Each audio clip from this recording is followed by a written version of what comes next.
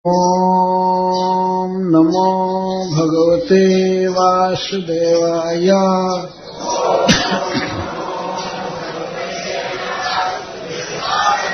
मय्यं विभोरति भवान् गदितुं नृशंसाम्।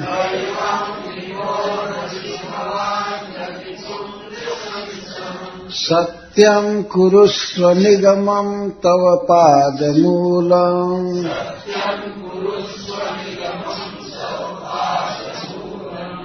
प्राप्ता वयं तुलसीदाम पदावशिष्टम्।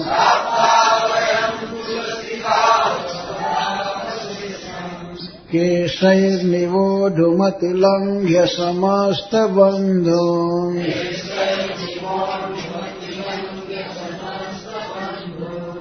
गृह्णन्ति नो न पतयः पितरौ सुता वा।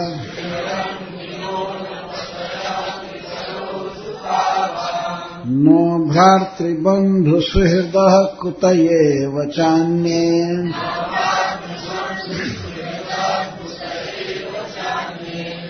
तस्मात् भवत्प्रपदयो पतितात्मनाम्नः।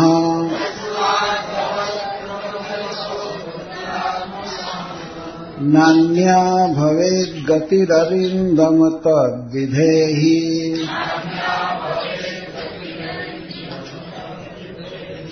श्री भगवान उवाच।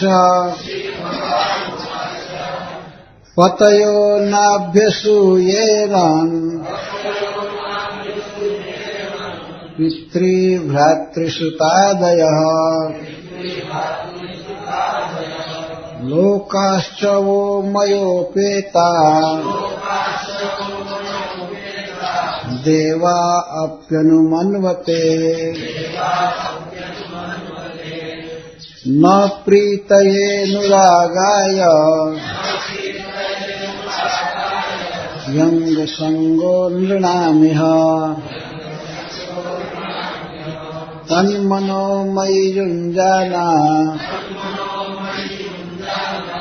अचिरान् मामवाप्स्यथ। श्रवणाद्दर्शनाध्यानान् मयि भावोऽनुकीर्तनात्। न तथा सन्निकर्षेण प्रतीयत ततो गृहान्। भगवान ने अपनी भक्ति के सबसे बड़े प्रशंसक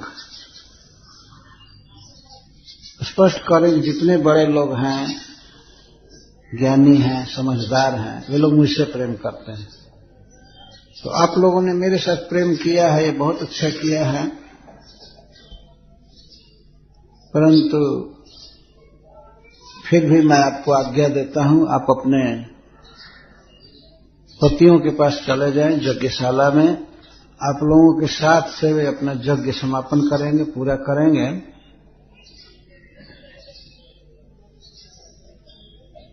इस बात को सुनकर यज्ञ पत्नियां बिल्कुल खिन्न हो गई और बड़ी भारी चिंता में पड़ गई कि सारा संसार छोड़ करके, सारा संबंध नाता तोड़ करके सबसे, और हम इनके चरणों में आई हैं और ये उल्टे हमको वापस संसार में भेज रहे हैं। बहुत दुख हुआ है। अतः वे सबसे पहले कहती हैं कि हे विभो, हे सर्वांतर्यामी, आप सबके हृदय में रहते हैं। आप स्वयं भगवान हैं, हमारे हृदय में भी हैं। तो हमारे हृदय में क्या मनोरथ है, आप इस बात को अवश्य जानते हैं। जानते हुए भी आप इस तरह की बात बोल रहे हैं। आपको इस प्रकार की कठोर बात नहीं बोलनी चाहिए, ये आपके योग्य नहीं है। पहले तो आप हमारी प्रशंसा किए कि तुम्हारा स्वागत है, तुम लोग बहुत अच्छा किए, और फिर हमको उसी संसार में भेज रहे हैं। ये ठीक नहीं है। यदि दूसरे लोग इस प्रकार की बात बोलें कि कृष्ण को छोड़ करके संसार में जाओ, तो तो उतना बुरा नहीं है, क्योंकि वे बेचारे आपकी महिमा, आपके भक्ति की महिमा को नहीं जानते हैं। और आप सर्वज्ञ हो करके और किसी के भावों को, भक्ति को जान करके भी और आप कहें कि जाओ संसार में, तो आपको ऐसा नहीं बोलना चाहिए। हे विभो भवान एवं नृशंसम गदितुम मां अर्हति, आप इसके योग्य नहीं हैं, ऐसा नहीं बोलना चाहिए। एक तो आप कठोर बोल रहे हैं जो कलेजा में घाव कर रहा है। हमको आप कहते हैं परिवार में जाने के लिए, हम सब कुछ छोड़ करके आई हैं, अतिलंघ्य समस्त बंधन।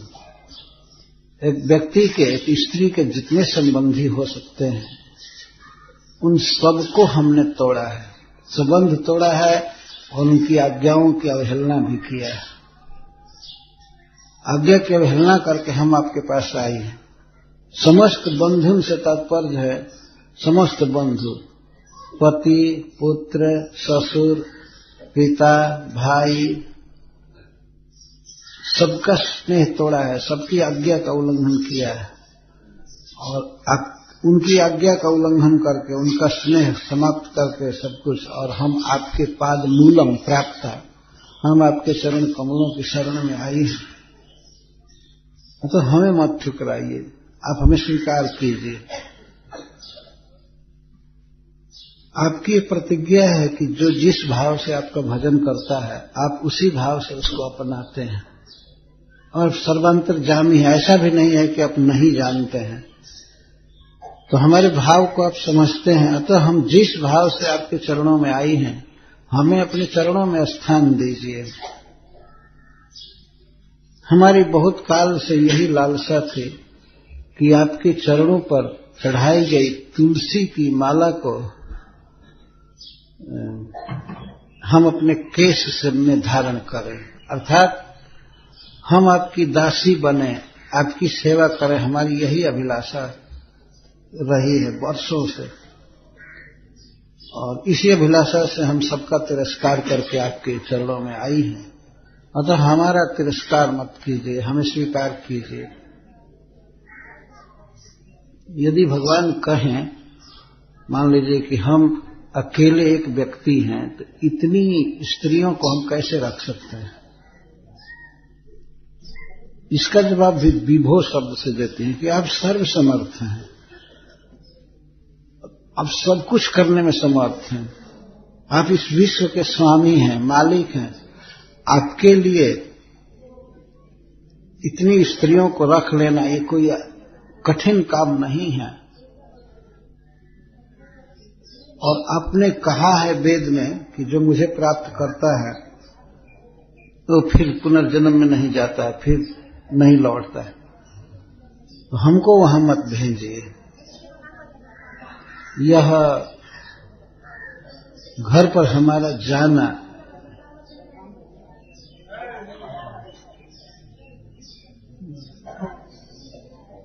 हरे कृष्णा, क्या भाषण करती हुई बैठती हैं?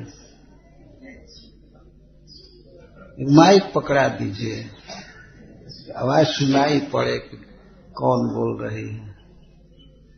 जो भी बोले उसके पास एक माइक दे देना चाहिए।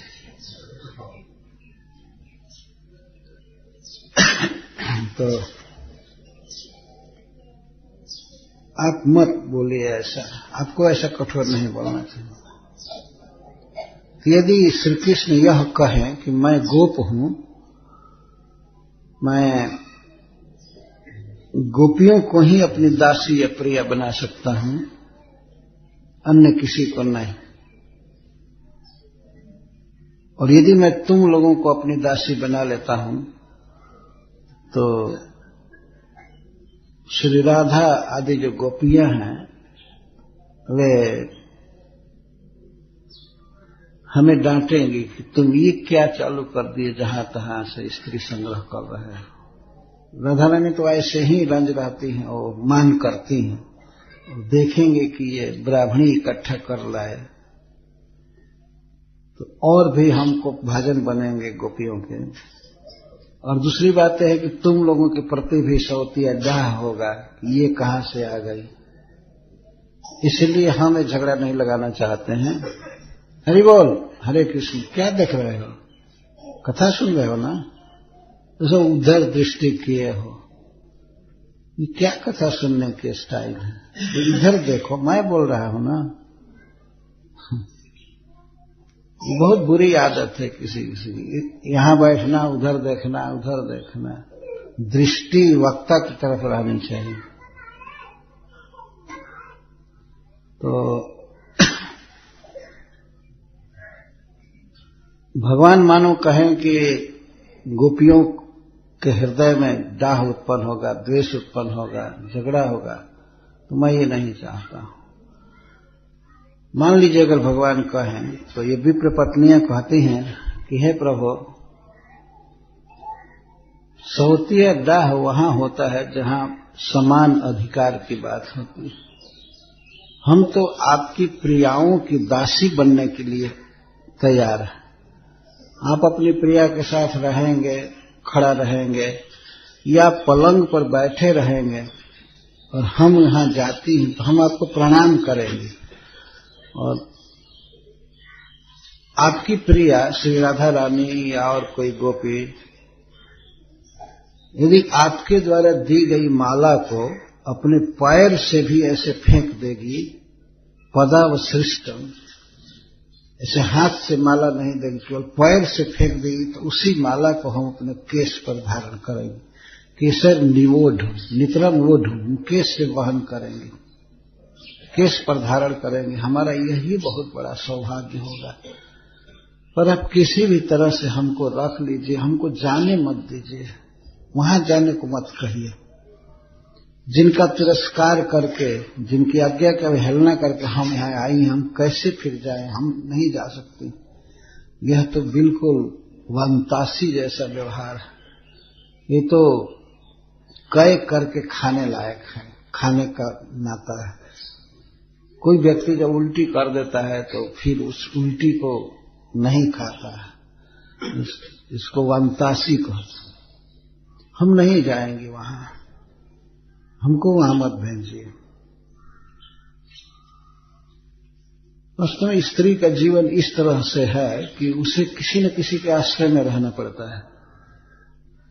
जिनका आश्रय वो छोड़ चुकी है और बहुत ही तिरस्कार पूर्वक यह कह करके कि हमें नहीं लौटना है, और पति ने यहां तक कह दिया ठीक है तो फिर लौटना मत, तुम उसी गोप के साथ, कृष्ण के साथ रह जाना। तो कहा भी था हाँ मैं रह जाऊंगी पर इधर मुख नहीं दिखाऊंगी, मैं यहां नहीं रह सकती। इधर आने पर भगवान भेज रहे हैं पुनः। तो एक स्त्री के लिए आप समझते हैं लोक में कितनी बड़ी समस्या है। एक तो उनके लिए ये प्रचार होगा कि अपने पति को छोड़कर, अपने घर को छोड़ करके ये कृष्ण के लिए दीवाना हो गई, कृष्ण के पास चली गई। तो जो भी हो, दुनिया कहे, घर के लोग कहें, इसको कुछ नहीं गिनती थी। इस मनोरथ में विभोर थे कि हम श्याम सुंदर के साथ रहेंगे, प्रियतम कृष्ण के साथ रहेंगे। और इसके लिए दुनिया में कोई कुछ लांछन दे, बुरा कहे, उल्टा कहे, गिरी हुई औरत कहे, कुछ भी कहे, उसके लिए विप्र पत्नियां बिल्कुल तैयार थी। यह लांछन उन्हें मंजूर था, लेकिन कृष्ण का विरह मंजूर नहीं था। हम कृष्ण से दूर रहे। परंतु जब यहां आने के बाद श्याम सुंदर स्वयं ही भेजने लगे कि तद्जात देव यजनम पतयो वो द्विजातय सुसत्रम पारयिष्यन्ति। आप लोग आई बहुत अच्छा की, ठीक है, लेकिन आप अपने पतियों के पास चले जाइए, उनके यज्ञ भूमि में जाइए। देव यजनम, देव यजनम का अर्थ है कि जत्र देवा युज्यन्ते, देव यजनम, जहां देवताओं की पूजा होती है, यज्ञ होता है, हवन होता है, वहां जाइए। भगवान एक प्रकार का संकेत कर रहे हैं कि वे बेचारे कुछ भी किए, हमको भोजन नहीं दिए, कुछ भी नहीं, लेकिन वो काम बहुत अच्छा कर रहे हैं, यज्ञ कर रहे हैं। तो ऐसे शुभ कर्म को पूरा करने में आपकी आवश्यकता है, पत्नी की आवश्यकता होती है। अतः पतियों का यज्ञ सफल करने के लिए जाइए। इसको सुन करके कहते हैं कि नहीं, आपको ऐसे नहीं बोलना चाहिए, हम नहीं जा सकते हैं। आप अपनी शरण में हमको रख लीजिए।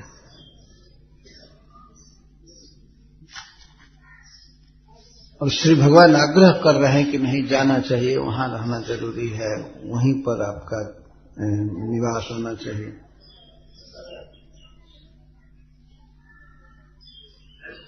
हम यदि आपको लेकर के गोकुल जाते हैं, अपने गांव नंदगांव, तो सारे लोक में बहुत बुरा हल्ला होगा।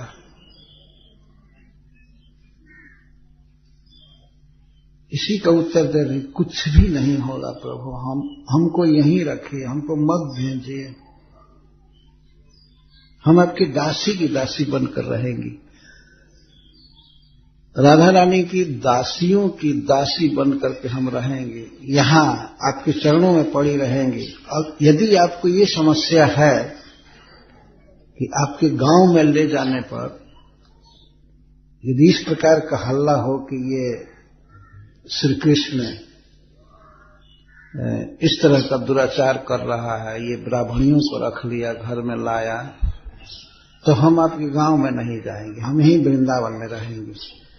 वृंदावन में रहेंगे, वन देवता की समान हम वन में रहेंगे, गुजारा करेंगे। और भी कोल भील की पत्नियां रह ही रही हैं ना, हम यहीं रह जाएंगे। और आप जब दिन के समय गाय चराते हुए आएंगे, उस समय हम आपका दर्शन कर लेंगे। तो ठीक है, हम वन में रह जाएंगे, आपके गांव में नहीं जाएंगे, लेकिन हम अपने घर तो जा नहीं सकते, वहां तो जाना नहीं। तो बहुत भारी फेर हो गया भगवान के लिए भी। देखिए, एक बात इन लोगों ने कह दिया, आगे चल करके भगवान ने कहा कि नहीं जाना, वहां आवश्यक है, उनका यज्ञ पूरा करना है।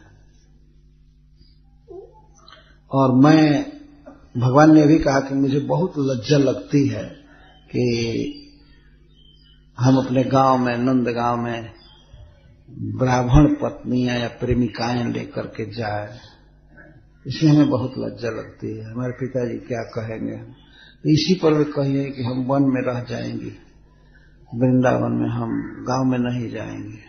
वन में रह जाना, कोल भील की स्त्री के समान रह जाना, गुजारा कर लेना, कंद मूल फल खा करके, ये ठीक है, लेकिन हम नहीं जाना चाहती हैं। तब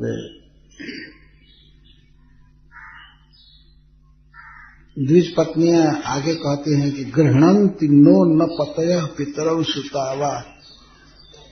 और यदि आपकी आज्ञा का पालन करने के लिए आप सचमुच हमको चाहते हैं कि घर चली जाओ, हम चली भी जाए, अगर आपकी आज्ञा का पालन करने के लिए हम चली भी जाती हैं, तो न पतयः पितरौ सुतावा भ्रातृबंधु सुहृद, हमारे पतिगण या माता पिता, सास ससुर या पुत्र और भाई, बंधु, सुहृद जो भी हैं हमारे संबंधी, वे अब हमको ग्रहण नहीं करेंगे, हमको स्वीकार नहीं करेंगे। यदि हम लौट भी जाती हैं आपकी आज्ञा से, तो वे हमको स्वीकार नहीं करेंगे। चक्रवर्ती पाद जी तो लिखे हैं कि ये कहते हैं कि स्वीकार करने की बात क्या, वे गांव में ढुकने नहीं देंगे हम लोगों को, क्योंकि हल्ला हो, यही है कुलटाए, ये गिरी हुई औरतें फिर इधर आई, मुंह दिखाई, और दूसरे लोग तो सीधा काट देंगे हम लोगों को, सीधा मस्तक काट देंगे, गांव में प्रवेश नहीं करने देंगे। इस तरह से उल्टा बन करके जा रही हैं कृष्ण के पास। तो ठीक है, उधर इधर क्यों मुंह दिखाया।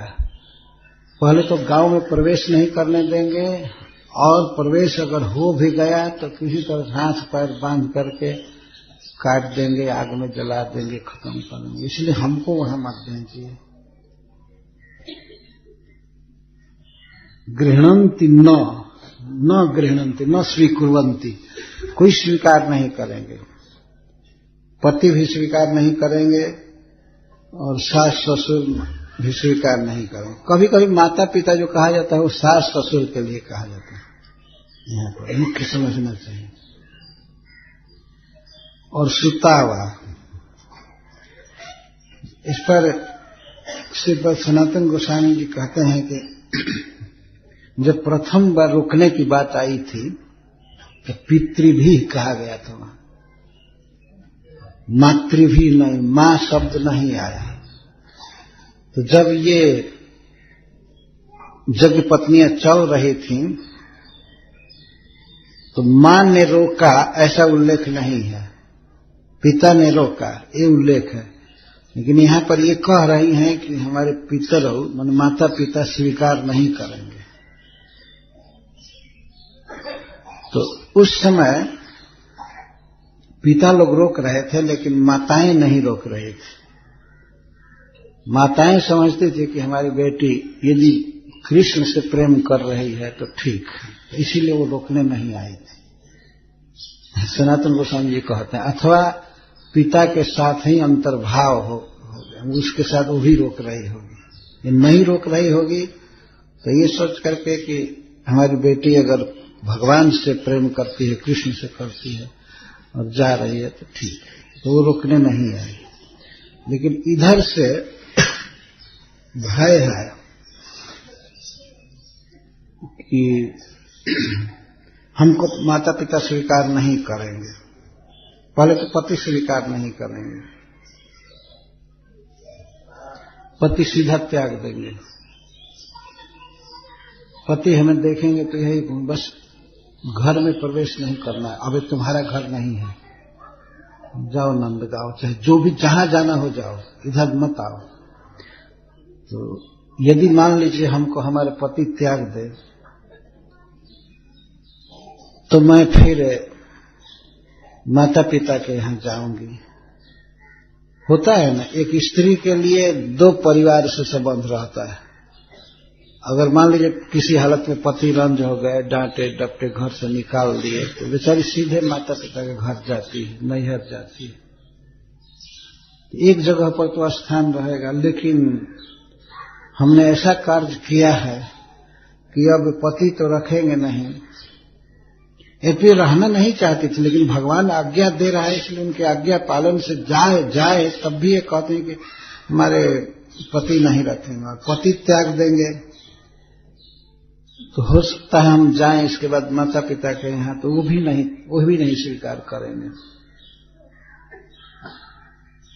क्यों? लोक भय से कि दुनिया कहेगी कि इसकी बेटी गिरी हुई है और ला करके रख रहे, यही विवाह किए है ना। दुनिया की दशा देख करके, खास करके गांवों में, भारतवर्ष के गांवों में इसे देखा जाता है। तो माता पिता नहीं रखेंगे, अगर माता पिता नहीं रखे तो फिर सुता जो भतीजे हैं और सब हैं दूसरे के लड़के, वे भी नहीं रखेंगे। सब पूरा परिवार ही मार दूर करेगा, इधर नहीं इधर नहीं इधर नहीं, हमारा घर बदनाम हो जाएगा, ये हो जाएगा, तुमको जो करना था ठीक है चलो। और इसके बाद अगर भाई के पास जाए, भाई भी नहीं रखेंगे, नहीं पोषण करेंगे। बंधु और भी परिवार के लोग, फूफा मामा काका, ये सब कोई नहीं रखेगा। रखने का मतलब हम लोगों का मुख भी नहीं देखना चाहेगा। और सुहृद, और भी सुहृद कुतये बच्चान जो बिल्कुल अपने लोग हैं, संबंध स्नेह से जो मानते हैं, वे नहीं रखेंगे, वे दुत्कारेंगे। और फिर कुतये बच्चान ने, फिर जिनके साथ कोई संबंध नहीं है, उनको प्रतिवेशी कहा जाता है ये भागवत में। मतलब मान लीजिए गांव के कोई प्रधान है चाहे और हैं, हित से संबंधी में कोई बड़े बूढ़े हैं, दूर के हैं, तो वो कहां से स्वीकार करेंगे? वो तो सीधे कहेंगे सीधे आग में जला दो तब खानदान की इज्जत बचेगी। वो तो ऐसे ही कहेंगे, सीधे आग में जला दो चाहे काट दो, सीधे यही कहेंगे। तो हम नहीं जा सकते। तो तस्मात् भवत् प्रपदयोः पतितात्मनाम्नो नान्या भवेद् गतिररिन्दम तद्विधेहि। अतः हे अरिंदम, हे काम लोभ पाप आदि का दमन करने वाले, पति हमें नहीं रखेंगे और भ्रातृ सुहृद ये सब, तो कहां से और लोग, गांव के लोग या जवार के लोग, आसपास के लोग कहां से रखेंगे हमको? कौन प्रेम करेगा? अतः आप ऐसा कि हम आपके चरणाग्र के पास, प्रपद के सामने गिरी हैं, आपके चरणों में हमारा ये देह पतित है। आप ऐसी कृपा कीजिए कि हमारी अन्य गति न हो। अन्य गति का अर्थ है हम न स्वर्ग चाहती हैं, न मुक्ति चाहती हैं, और न किसी के पास रहना चाहती हैं। आपके चरण कमल के सानिध्य के अलावा हमारी और कोई गति नहीं होनी चाहिए। हम कहीं नहीं जाना चाहते हैं। यदि भगवान कहें कि ननु साधु दिनवत्सला, साधु लोग दिनवत्सल होते हैं, तो तुम्हारे पति बेचारे भूल किए, हमारी भक्ति नहीं कर रहे हैं, तो ये दीन है, विहीन है, तो उन पर कृपा करके उनके हित के लिए जाओ, अपने पतियों के हित के लिए जाओ। यद्वा मदाज्ञया अकृत्यम अपि कर्तुम उपयुज्यते। तो भगवान ने कहा कि मेरी आज्ञा से जो करना उचित नहीं है वो भी करने में कोई हानि नहीं है, वो ठीक है, तो मैं कह रहा हूं कि तुम जाओ। तब कहती हैं ठीक है, गृह्णन्ति इति तत्र गतायपि अस्मान् ते एव न स्वीकरिष्यन्ति। हम अगर जाती हैं आपकी आज्ञा से तो वही स्वीकार नहीं करेंगे हमारे संबंधी। यद्वा त्वयि अस्माकं भाव दर्शनात् प्रथमतः एव न ते स्वीकरिष्यन्ति एव। आपसे जब हम लोगों ने प्रेम किया तो आपके भावों को देख करके कि कृष्ण की प्रेमिका है, कृष्ण से प्रेम करते हैं, पहले से ही वे हम लोगों को स्वीकार नहीं करते हैं। पितरौ इति कथंचित् मातुर्वृद्धत्वेन गमनाशक्त्या गृहे अवस्थानात् श्री भगवती भाव विशेषेण संगे गताया अपि तथा पूर्वकृत निषेधाया अप्यत्र मातुरुक्ति। पित्रा अगृह्यमाणा नाम तद्भयेन मात्रा। यह कहा जाए कि जब मां स्वीकार कर चुकी थी, ठीक है कृष्ण से प्रेम करती है, तो मां ने नहीं रोका, तो अब मां से क्यों भय हो रहा है? पिता ने रोका था तो हम नहीं रोकी, तो अब जब हम जाएंगे तो पिता सीधे घर से निकालेगा, तो अब पिता के कारण मां भी बेचारी क्या कर पाएगी? तो वो उसको भी पिता की आज्ञा का ही पालन करना पड़ेगा, तो एक मां भी निकालेगी। यद्वा निजानन्य अनन्य गतिकता बोधनाया धर्माद्यपेक्षया पति भी अस्वीकृता। धर्म देख करके पति स्वीकार नहीं करेंगे तो हमारी अवहेलना करेंगे, तो स्नेह के कारण हो सकता है पिता के घर में जाएं तो पिता भी लोक भय से हमको स्वीकार नहीं करेंगे। तो फिर स्नेहाधिक्य से पुत्र के पास जाएंगे, पुत्र भी स्वीकार नहीं करेंगे, तो भाई आदि भी स्वीकार नहीं करेंगे, तो और कहां से कोई स्वीकार करेगा? श्रील चक्रवर्ती पाद जी लिखते हैं, किंच त्वं नगरस्थ तो नगरस्थ मालिक के तांबूल आदिकादि वनिता जन मुखाद आकर्णित तद्रूपे रूप गुण माधुर्य जदवधि वयम वयः संधि आरभ्य अभूम तद्दिनता एव त्वयि भागवती त्वयि भाववती गृह कर्मणि अपि उदासीना अस्मान व्यभिचारिणी रिव दृष्ट्वा संदेहाना पत्यादेव नैव व्यवहरन्ति इत्या। हे प्रभु, आपके नगर में नंदगांव में रहने वाली मालिन और तंबुलिक, पान लगाने वाली स्त्री को क्या कहते हैं? तमोलिन। मालिन और तमोलिन जब हमारे यहाँ आई शुरू में, तो आपके रूप गुण माधुरी की कथा उन्होंने सुनाया, तो उसी समय से हमारा आपके चरणों में भाव उत्पन्न हो गया।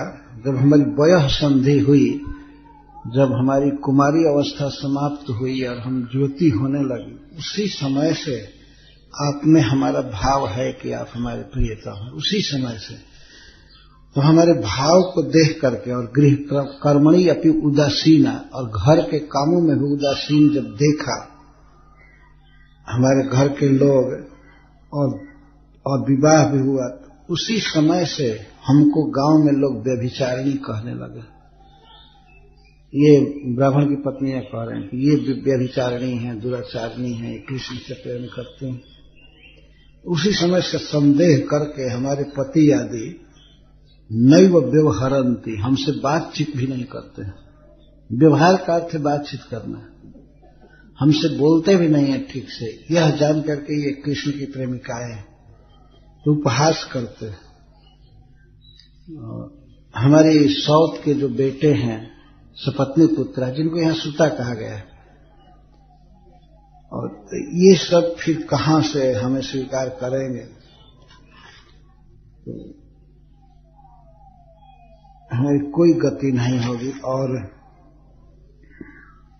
हमको अपने घर में प्रवेश भी नहीं करने देंगे।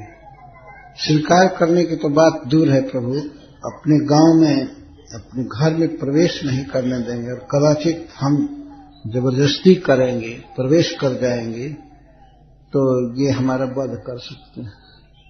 इसलिए हमको वहां मत भेजिए किसी भी तरह। श्री भगवान कहते हैं ये बात सुन करके, पतयो नाभ्यसूयेरन पितृभ्रातृ सुतादय लोकाश्चौ मयोपेता देवा आप्यनुमन्वत। तुम चिंता मत करो, ऐसी शंका मत करो। तुम्हारे पति और भाई, पिता, पुत्र आदि तुम्हारे प्रति दोष दृष्टि भी नहीं करेंगे, न स्वीकार करने की बात तो दूर है, इस बात ही नहीं आती। क्यों? कि अरे मेरे साथ जिसका संबंध हो जाता है, जो मेरा भक्त होता है, तो लोक तो मानता ही है, उसका आदर करता ही है। देवा अपि अनुमानवते, देवता भी स्नेह करते हैं, मानते हैं उसको। तुम जा करके देखो तो क्या करते हैं वो लोग। और वास्तव में जब ब्राह्मण पत्नियां गईं तो पतियों ने दोष दृष्टि बिल्कुल नहीं किया, बल्कि अपना सौभाग्य मानने लगे कि ओहो, भगवान की कृपा से हमको ऐसी पत्नी मिली है जो भगवान से प्रेम करती है। तो बहुत स्वागत किए। तो भगवान यहाँ एक सिद्धांत बता रहे हैं कि पतयो नाभ्यसूयरन पितृभ्रातृ सुतादय लोकाश्च वो मयोपेता देवा अप्यनुमन्वते। जो व्यक्ति मया उपेता, हमसे युक्त हो जाता है, हमारा भक्त बन जाता है, तो उससे सभी लोग स्नेह करते हैं। जा पर कृपा राम की होए, ता पर कृपा करे सबको, ये सिद्धांत। तो तुम थोड़ा भी मन में चिंता मत करो, जाओ देखो कि घर पर पति लोग तुम्हारे किस तरह से सत्कार कर दो। मेरे साथ संबंध हुआ है ना तुम्हारा। कोई लोक में अन्य के साथ होता, कोई बात भी कर लेती तो लोक में हल्ला होता और तुम्हारा त्याग कर देता, लेकिन मेरे साथ बात किया है, मेरे पास आई हो तो मेरे साथ संबंध होने से व्यक्ति की महिमा और बढ़ जाती है। तो पतयो नाभ्यसूये, पति दोष दृष्टि भी नहीं करेंगे, फिर छोड़ेंगे कहां से? दोष दृष्टि अभ्यसूया, अभी असूया कि यह ठीक औरत नहीं है, यह हमारी आज्ञा की अवहेलना करके चली गई कृष्ण के पास, यह विचार भी वे नहीं लाएंगे, बल्कि उल्टे आदर करेंगे। आज से तुम्हारा आदर और बढ़ जाएगा। तो पते न अभ्यसूयेरम, और पितृ, माता पिता, भाई, पुत्र आदि और लोकश्च, और भी दुनिया के लोग जो भी हैं, संबंधी आदि, तुम लोगों के प्रति दोष दृष्टि नहीं करेंगे। और इनकी बात छोड़ दो, मनुष्य तो भ्रम में भी रहते हैं, किसी अशुद्ध चरित्र वाले को शुद्ध चरित्र मान लें या शुद्ध चरित्र वाले को अशुद्ध चरित्र वाले मान लें, मनुष्य भूल हो सकती है। लेकिन देवता जो सबके कर्मों के साक्षी होते हैं, और तुम जब यज्ञ में जाओगे तो उस यज्ञ में देवता प्रकट होंगे। वास्तव में यज्ञ अद्भुत है, जिसके अन्न को भगवान खाए हैं, साक्षात खाएंगे, तो देवता भी उस यज्ञ में प्रकट होंगे। भगवान स्वीकार कर रहे हैं, देवा अपि अनुमन्वते, उस यज्ञ में देवता प्रकट होंगे और वे भी तुम्हारा सम्मान करेंगे, मेरा भक्त जान करके। तो देवताओं के द्वारा जब तुम लोग सम्मानित होगी, तो फिर अन्य मनुष्यों का तो कहना ही क्या, ये सभी लोग तुम्हारे प्रति स्नेह करेंगे, तुम्हारा आदर करेंगे, तुम्हें कोई दोष दृष्टि से नहीं देखेगा। त्यागने की बात तो दूर। मई प्रेमवत्यो यूयम मत्सुख परा एव अतो मद अनभिप्रेतम चेष्टितम नारहथ स्वहठम मां क्रीडवम गृहान गच्छत। भगवान ने पहले ये कहा, यहां पर कह रहे, मेरे प्रति तुम प्रेमवती हो, मेरे सुख के लिए ही तुम सदा चेष्टा करती हो, अतः मद अनभिप्रेतम, हमको जो पसंद नहीं है, अर्थात मैं लोक में लोक मर्यादा का उल्लंघन करके किसी ब्राह्मणी के साथ इस तरह से प्रकट प्रेम नहीं कर सकता, यह मुझे अभीष्ट नहीं है। अतः स्वहठम ना क्रीडवम, अपना हठ मत करो, तुम हठ मत करो, मैं जो कहता हूं सुनो। गृहान गच्छत, अपने घर जाओ। इस पर ब्राह्मण पत्नी ने कहा कि अभिज्ञ शिरोमणे, हे समझदारों में सबसे श्रेष्ठ, और सूर्यम पश्या कुलवत्यो वयम, आपको पता है कि हम कौन हैं। हम ऐसे कुल में जन्म ली हैं और ऐसे रही हैं कि हम असुर्जम पश्या हैं, जो कन्या, जो स्त्री सूर्य को भी नहीं देखती है, उसको असुर्जम पश्या कहते हैं। असुर्य पश्या, घर में रहती है, कभी किसी पुरुष का मुख नहीं देखी, सूर्य नहीं देखी, तो असुर्जम पश्या का अर्थ है कि सूर्य ने भी जिसका मुख नहीं देखा, इतना पर्दे में रहती है। तो हम ऐसे हैं, लेकिन ऐसा होते हुए भी वयम वचनो लंघनात् यान त्रीणी कृत्य पुराद बहिर्भूत्य भूभूय एतावत् दूरे स्थितस्य लंपटत्वेन ब्रजे ख्यातस्य भवतः समीपमागच्छामि। तो ऐसी कुलवती स्त्री होकर भी हम उनके वचन की अवहेलना करके और उनको त्रीणी कृत्य, उनको त्रीणी कृत्य का अर्थ है कि खर पात की तरह समझा हमने पतियों को और पिता को, कुछ ध्यान ही नहीं दिया। त्रीणी कृत्य पुराद बहिर्भूय, और नगर से बाहर, गांव से बाहर हो गई, और बाहर होकर के इतना दूर आई, और इतना दूर आई है, और वह भी ऐसे व्यक्ति के पास जो लंपटत्वे न ब्रजे ख्यात से, इस ब्रज में महालंपट के रूप में आप विख्यात हैं। वास्तविकता यह है कि भगवान इतने सुंदर हैं, इतने गुणवान हैं कि कोई भी ज्योति स्त्री उनको पाने के बिना नहीं रही। मतलब ये मनोरथ है, करती ही रहे कि कृष्ण हमें मिले, कृष्ण हमें मिले। तो ब्रज में वास्तव में परकीय भाव की वृद्धि के लिए, प्रेम की वृद्धि के लिए एक प्रख्यात बात है कि कृष्ण लंपट है। किसी भी स्त्री से, ज्योति स्त्री से मिलते हैं कभी, तो उसके बात किए बिना स्वयं बात चालू कर देते हैं। तुम्हारा नाम ये है, हाँ क्या काम है, मान लीजिए वो लड़की पूछती है, मैंने आज सपना में तुमको देखा था। भगवान कृष्ण बोलते हैं, आज सपना में देखा और इसके बाद मैं एक ब्राह्मण से पूछवाया कि हमारा विवाह कहाँ होने वाला है, तो ब्राह्मण ने बताया, तुम्हारा ही नाम बताया, तुम्हारे साथ हमारा विवाह होने वाला। इस बात को सुन करके कोई भी कन्या जो श्री कृष्ण के प्रति मधुर भाव वाली है वो बहुत खुश होती है, लेकिन बाहर से बाम्य भाव प्रकट करती है कि तुम्हें शर्म नहीं लगती है रास्ता चलते बोलने में। लेकिन भगवान ने एक लंपट के रूप में ब्रज में विख्यात है। तो जगपत्नियां कहती हैं कि आप तो ऐसे विख्यात हैं और हम इस तरह से घर में संबंधियों के आज्ञा का उल्लंघन करके आई हैं, तो उनके पास जब हम पुनः जाएंगे तो पति आदि पुरेशु प्रवेशुम अपि अददाना, वे गांव में प्रवेश नहीं करने देंगे और कोपाद अद्य बधिष्यन्ति एव इति जानीमा। प्रवेश तो करना दूर की बात है,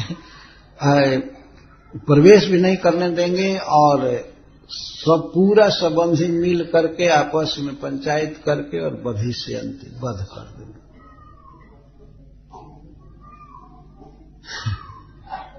सारा ब्राह्मण समाज जुटेगा, ब्रह्म महासभा, ब्राह्मण महासभा, और वे हम लोगों को दंड देंगे।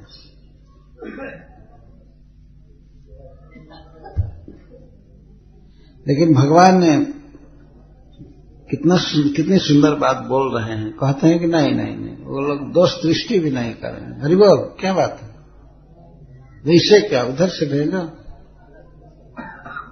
ऐसे नहीं करना चाहिए। एक दरवाजा बंद रखें, इधर स्त्रियां बैठी है ना, जिसको आना उधर से आवे, ऐसे नहीं करना चाहिए।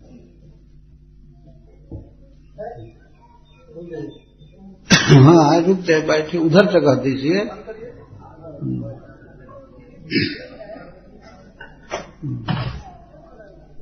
उधर जगह दीजिए। भगवान ने अपनी भक्ति की प्रशंसा कर रहे हैं।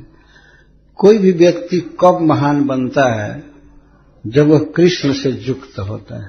भगवान कह रहे हैं, जब द्विज पत्नियां ये कह रहे हैं कि हमको कोई नहीं मानेगा, हमको वे बिल्कुल गिरी हुई स्त्री समझेंगे, सारा समाज हम पर थूकेगा, स्वीकार नहीं करेगा, और यहां तक शंका कर रहे हैं कि हमारा वध भी हो सकता है, तो श्री भगवान कहते हैं नहीं, वध भी दोष दृष्टि तक नहीं करेंगे, बल्कि गुण बुद्धि करेंगे। आज उन ब्राह्मण पत्नियों के प्रति वैष्णव समाज कितना उदार भाव रखता है कि धन्य हो गई भगवान कृष्ण से प्रेम करके।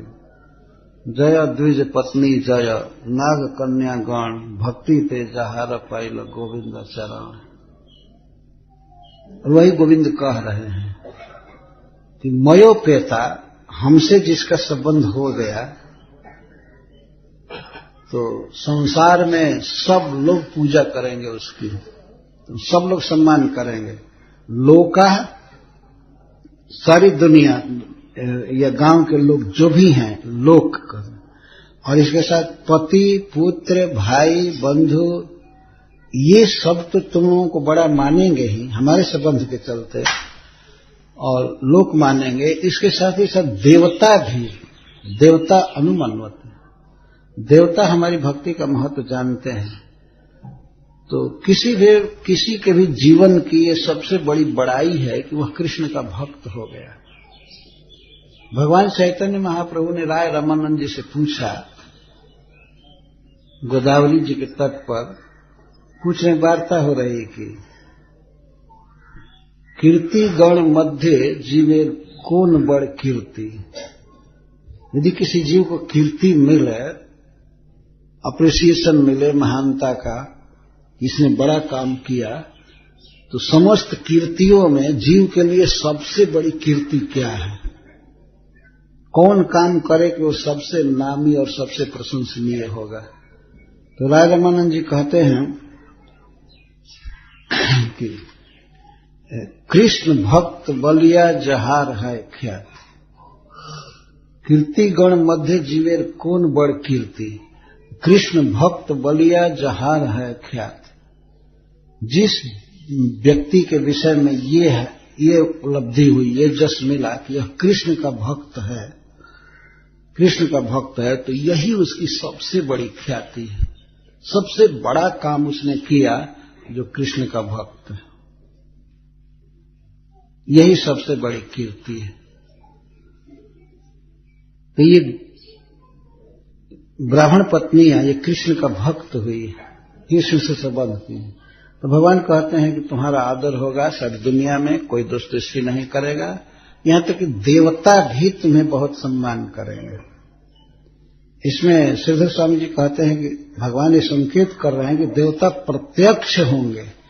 ऐसा नहीं कि अपने स्वर्ग में देवता लोग बैठ करके प्रशंसा करेंगे, वो तो करेंगे ही। यज्ञ में जब देवता लोग प्रकट होंगे तो प्रत्यक्ष तुम्हारी प्रशंसा करेंगे, तुम्हें प्रणाम करेंगे और वे धन्यवाद देंगे, तुमने बहुत अच्छा किया है। तो भगवान तो अप्रिशिएट कर ही रहे हैं, देवता लोग करेंगे और दुनिया के सारे लोग। इसलिए तुम चिंता मत करो, तुम जाओ अपने घर उससे वैदिक कर्म को पूरा करने के लिए। नाभ्य सूयेरन दोष दृष्टिमपि न करिष्यन्ति किमुत न ग्रहिष्यन्ति इत्यर्थ। अन्य सर्वे लोकाश्च नाभ्य सूयेरन, और लोक में कोई दोष दृष्टि नहीं करेगा। मद भक्ति प्रभावात् मया उपेता अंतर्जामी रूपेण साक्षात व अधुना आदिष्टा। तुम्हारे हृदय में मैं हूं और उनके हृदय में मैं हूं, और आज मैं डायरेक्ट आदेश दिया हूं जाने के लिए घर पर। इसलिए सात्विकानाम मद भक्ति मताम देवानाम मद भक्तासु जुष्मासु असूया न भवेत्, अपितु मद भक्ति एवं इन्हें साक्षात अभिश्लाघन्ते। ये सभी देवता मेरी भक्ति की ही प्रशंसा करते हैं। किसी में मेरी भक्ति है, मेरे प्रति उसका प्रेम है, तो उसी की वो प्रशंसा करते हैं। देवता सब प्रशंसा करेंगे। तो अहो किम वक्तव्यम पत्यादया इति देवा अपि पुण्य देहा पुण्यापेक्षिता यज्ञ भाग भुज पति यज्ञादि त्यागेन अपि पति यज्ञादि त्यागेन अपि ना विषय। तुमने अपने पतियों का त्याग किया है, यज्ञ का त्याग किया है, पर फिर भी वे देवता तुम्हारी प्रशंसा करेंगे, वे लोग दोष दृष्टि नहीं करेंगे। अहो वत किम वाच्यम पत्यादयो ना विषय, फिर पति आदि कहां से दोष दृष्टि करेंगे? तो सारी दुनिया मान करेगी, सब लोग इज्जत करेंगे। मेरे साथ मई उपेता का देवताओं के लिए भी विशेषण है और जग पत्नियों के लिए भी विशेषण है। मेरे साथ सारे देवता तुम्हारी प्रशंसा करेंगे। अनुमन्वते का अर्थ है निरंतर मान करेंगे, आदर करेंगे। और एक अर्थ करते हैं मई उपेता संगता। अभी तो तुम हमारे पास आई हो, केवल मेरे पास आने से, उसमें भक्ति करने से सारे जगत में तुम्हारा सम्मान होगा, सब लोग बहुत बड़ी दृष्टि से देखेंगे। अभी तो उपेता हमारे पास आई हो, यदि हमसे तुम्हारे अंग का स्पर्श भी होता, यदि मान लो मैं तुम्हें अपने आलिंगन में लेता, तुम्हारे चुंबन भी करता, इस पर भी सारे देवता तुम्हारा मान करते, और वैसे प्रकट दृष्टि से तो मैंने तुमको छुआ भी नहीं, केवल बातचीत किया है। यदि मैं अपनी प्रिया के रूप में तुम्हें स्वीकार करके और तुम्हारे अंगों का स्पर्श करूं, आलिंगन करूं, चुम्बन करूं, फिर भी कोई भी दोष दृष्टि से नहीं देखेगा, कभी नहीं, बल्कि तुम्हारा सम्मान और बढ़ेगा भगवान से। तो इसलिए तुम अपने घर चले जाओ। और दूसरी बात भगवान कह रहे हैं कि जब ब्राह्मण पत्नियों ने ये कहा कि तो हमारा मनोरथ कब पूरा होगा, हम आपके पास कब रहेंगे, आपके श्री चरण का स्पर्श हमें कब मिलेगा, तब भगवान कहते हैं न प्रीतये अनुरागाय यंग संगो निर्णामी तन मनोमय युंजाना अचिरन माम अवाप्स्यथ। देखो, इस संसार में अंग संग मनुष्यों के सुख का कारण नहीं होता है, प्रेम का कारण नहीं होता है। अंग संग से प्रेम नहीं होता है। यहां अंग संग का मतलब मान लीजिए चरण का स्पर्श करना या आलिंगन करना, ये एक साथ रहना है, इसको अंग संग कहते हैं, एक साथ रहना। तो एक साथ रहने से ही प्रेम बढ़ता है ऐसी बात नहीं है। तुम्हारा लक्ष्य है कि हमारे चरणों में प्रेम तुम्हारा बढ़े, तो मैं प्रेम बढ़ाने का तरीका बता रहा हूं। मनुष्यों में अंग संग प्रीति या अनुराग के लिए नहीं होता है, उससे अनुराग बढ़ता नहीं है और प्रेम भी नहीं बढ़ता है। तब इसलिए तन मनोमय युंजाना, इसलिए मन को मुझ में रखो, मन से मेरा चिंतन करो, स्मरण करो। अचिरान माम अवाप्स्यथ, फिर शीघ्र ही तुम हमें प्राप्त कर लोगे। बल्कि एक साथ रहने से ये देखा जाता है, मनुष्य, भगवान निर्णाम शब्द कह रहे हैं, निर्णाम मनुष्यों के समाज में, कि अगर एक साथ ज्यादा रहा जाए तो प्रेम नहीं बढ़ता है बल्कि झगड़ा होने लगता है ना। ये देखा गया है मनुष्यों का ऐसा व्यवहार। यदि भगवान मनुष्य नहीं है, भगवान है, उनके पास रहने पर प्रेम और बढ़ता है, अधिकाधिक बढ़ता जाता है। लेकिन मनुष्य समाज के विषय में भगवान कह रहे हैं कि न यंग संगो निर्णाम यह अंग संगो न प्रीतये न अनुरागाय। इसलिए दूर रह करके मन मुझ में लगाओ और इसके द्वारा तुरंत ही मुझको पा जाओगी। तुरंत का मतलब क्या है? भगवान से अगर पूछा जाए कि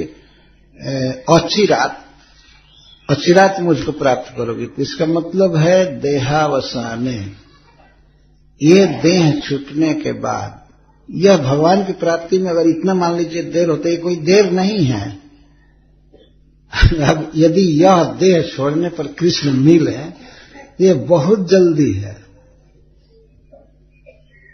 भगवान चैतन्य महाप्रभु सनातन गोस्वामी से कहते हैं कि सनातन, यदि देह छोड़ने से, आत्महत्या करने से कृष्ण मिल जाए, तो मैं एक दिन में हजारों देह छोड़ छोड़ करके तैयार रहूंगा, जब तक वो न मिले। अगर देह छोड़ने से भगवान कृष्ण मिले, मरने से, आत्महत्या करने से, तो हम तो बिल्कुल तैयार, तुरंत करोड़ों देह पा करके छोड़ देंगे। अगर यही कृष्ण कह दें कि भाई हमको प्राप्ति होगी लेकिन 1 करोड़ देह छोड़ोगे, तब तो जल्दी जल्दी जन्म लेकर के एक एक दिन में हजार हजार देह छोड़ देंगे। भगवान चैतन्य महाप्रभु में देह दही का भेद नहीं है। सनातन गोस्वामी आत्महत्या करने जा रहे थे, अपने सोचे थे, तो उसी का उत्तर देते। तो देह छोड़ने के बाद, एक ब्राह्मण शरीर छोड़ने के बाद तुम गोपी शरीर प्राप्त करोगी, उस समय मुझे तुम्हारी प्राप्ति होगी, मेरे साथ तुम रहोगी। तो इस पर किसी के मन में शंका हो सकती है कि भगवान तो अचिरात शब्द का क्यों प्रयोग कर रहे हैं, बहुत जल्दी, अचिरात, देर से नहीं। अथवा इसका अर्थ यह है कि तुम भाव शरीर से मुझे प्राप्त करोगी, अचिरात, मन में स्मरण करने से मैं स्फुरित होता रहूंगा या बाहर भी प्रकट रहूंगा, स्फुरना होगी। और उस भाव देह से तुम मुझे प्राप्त करोगे। न प्रीते अनुरागाय हंग संगो निर्णामिह तन मनोमय युंजाना अशिरा नाम अवापसत। मनुष्य समाज में शारीरिक संयोग से एक साथ रहने से ही प्रेम या अनुराग नहीं बढ़ता है, इसलिए मनोमयी युंजाना, तुम अपने मन को मुझसे युक्त रखोगी और इस तरह से मुझे प्राप्त करोगे। जत अंग राग अंग संग सदा एकत्र अवस्थिति। अंग संग का मतलब है सब समय एक स्थान पर रहना। नृणामिति श्लेषेण मर्त देह से जरा मरणादि बाधया सम्यक प्रीत्यनुराग असिद्ध। मर्त शब्द भगवान का नृणाम, मनुष्यों का देह है जन्मने वाला मरने वाला, और जन्म मरण के बीच में बुढ़ापा और रोग से ग्रस्त रहता है। मनुष्यों का शरीर ऐसा है, भगवान का ऐसा नहीं है। तो मनुष्य शरीर में पूर्ण रूप से प्रेम का उदय हो पाना असंभव है। तथापि यह कर्म क्षेत्र भारतवर्षे कर्माधीनत्वाद अल्पायुष्काच तद असिद्धे। अच्छा, तथापि इस कर्म क्षेत्र में भारतवर्ष में शरीर की बड़ी महिमा है, लेकिन यह शरीर कर्माधीन है, आज रहेगा नहीं रहेगा, यह बहुत अल्प आयु है। अतः भगवान के साथ संयोग, भगवान का मिलन यहाँ पर संभव नहीं है। इसलिए यह शरीर छूटने के बाद श्री वैकुंठ लोक में सच्चिदानंद विग्रहतः तत्सुसिद्ध है। जब किसी जीव को पार्षद शरीर मिलता है और वैकुंठ जाता है, तो वहां पर मेरे साथ उसका पूर्ण मिलन होता है, साथ रहना। तो तत्रैव जुष्मन मनोरथ संपत्स्यत। तो हे प्रियाओं, उसी वैकुंठ में हमारा और तुम्हारा संयोग होगा, हम दोनों साथ रहेंगे। एतच्च तासां वंचनार्थम उक्तम न च तत्वतः यथा कथंचिदपि तेन सह संबंधोपि कृतार्थता सिद्ध। यह केवल वंचना के लिए कह रहे हैं। वंचना का अर्थ है एक बात टालने के लिए, लेकिन वास्तव में उनका मनोरथ तो सिद्ध हो चुका है। ब्राह्मण पत्नियों का मनोरथ सिद्ध हो चुका है, तो फिर भी भगवान इस तरह कह रहे हैं। जब यह गोकुल निर्णाम गोकुलवासी नाम मनुष्याणाम जुष्मदादि नाम प्रीतय आनंदानुभवाय अनुरागमयी प्रेमा तस्मै न भव। अथवा भगवान कहते हैं कि इस गोकुल में जितने मनुष्य हैं, गोप हैं, अगर मैं तुम्हारे साथ रहूं तो उन मनुष्यों के लिए वो प्रीति और अनुराग का कारण नहीं होगा। मतलब ये अच्छा नहीं मानेंगे, न तुमसे प्रेम करेंगे न हमसे करेंगे। ये अनुराग नहीं रह जाएगा इनका, बल्कि रोज गोप लोग लाठी उठा करके झगड़ा ही करेंगे कि भगाओ भगाओ इनको, भगाओ, कहां से लाए।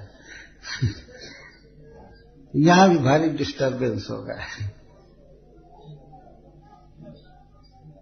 जदवा इह येषु ब्राह्मणी देहेषु जुष्माभि सह मम अंग संग निर्णाम गोप गोपादि नाम प्रीतय मई जुष्मासु व अनुरागाय च न भविष्यति। मनोयुंजाना मनसा एवं मया सह संगम कुर्बाणा इत्यादि। तो मन को मुझ में रखो, मन से ही मेरे साथ संपर्क रखो, तो अवाप्स्यथ देहांतरः इति शेषः, दूसरे देहों से तब हमारे साथ मिलन होगा। यद्वा अवसाने देहांते प्राप्स्यथ इत्यर्थ स्पष्टतया तथा अनुक्ति तासाम दुख अनुत्पत्ति। भगवान ने ऐसे नहीं कहा कि ये देह छूटने के बाद प्राप्त करोगे मुझको, क्योंकि उनको बहुत दुख होता है, इसीलिए उनको दुख न हो इसलिए छिपा कर बोले।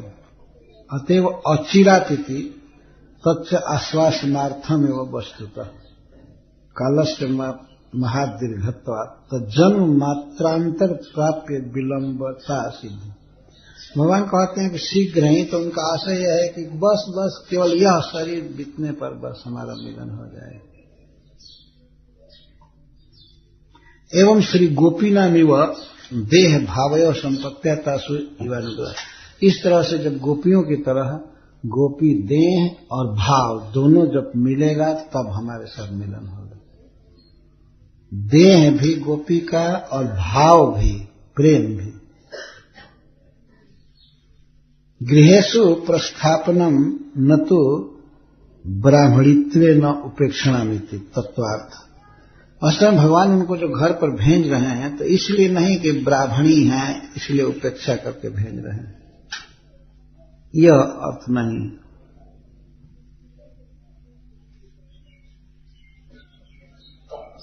अन्यथा लोक धर्मापेक्षया प्रेमणा प्रपन्नेषु तस्य कौशलम लोक धर्मोपेक्षणा योगा। भगवान लोक धर्म की उपेक्षा नहीं करना चाहते थे, बल्कि स्थापना करना चाहते हैं, इसलिए भगवान भेज रहे हैं। इसलिए नहीं भेज रहे हैं कि ब्राह्मणी हैं अतः भेजो, न स्वीकार करो। भगवान श्री कृष्ण के लिए सभी अपने हैं, किसी के भी प्रेम के वश में हैं, प्रेम को ही स्वीकार करते हैं।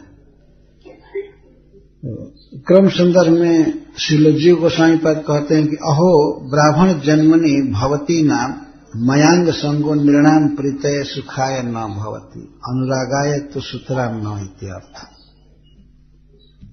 यदि हम तुम्हारे साथ रहें, तुमको अपने साथ रखें, तो मनुष्य समाज में अच्छा नहीं माना जाएगा, विरोध होगा। इसका मतलब ये प्रीतय प्रीतिम संपादयितुम अनुरागम च संवर्धितुम इत्यर्थ। किंतु मद्विरोध कंठे में वह अनुरागातिशय वर्धतम भाव।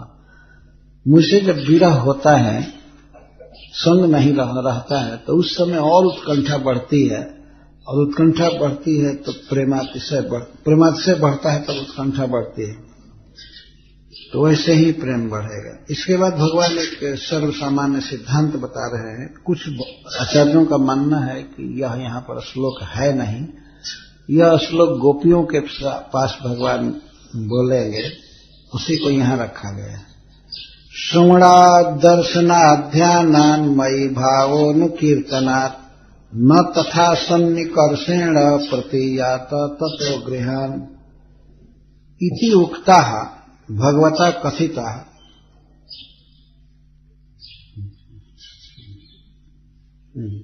भगवान कह रहे हैं कि मई भाव, मुझमें भाव कैसे उत्पन्न होता है, प्रेम उत्पन्न होता है। तो श्रवणात् दर्शनात् ध्यानात् और अनुकीर्तनात्, मेरे विषय में श्रवण करने से, मेरे श्री विग्रह का मूर्ति का दर्शन करने से और ध्यान करने से, मन में चिंतन करने से और नाम जप करने से, अनुकीर्तनात् कीर्तन करने से, न तथा सन्निकर्षण, जितना भाव कीर्तन करने से, ध्यान करने से, दर्शन करने से और श्रवण से उत्पन्न होता है, वैसा भाव साथ रहने से उत्पन्न नहीं होता है। इसलिए प्रतियात तत्व गृह, तो मुझमें भाव बढ़ाने के लिए, प्रेम बढ़ाने के लिए भी अपने घर चले जाओ। इसका अर्थ वैष्णव लोग ऐसे भी करते हैं, जितना साथ रहने से मुझमें प्रेम बढ़ता है देख करके, उतना श्रवण से, मूर्ति का दर्शन से, ध्यान से और कीर्तन से नहीं बढ़ता है। गोपियों के लिए अर्थ कर रहे हैं, इसलिए घर मत जाओ।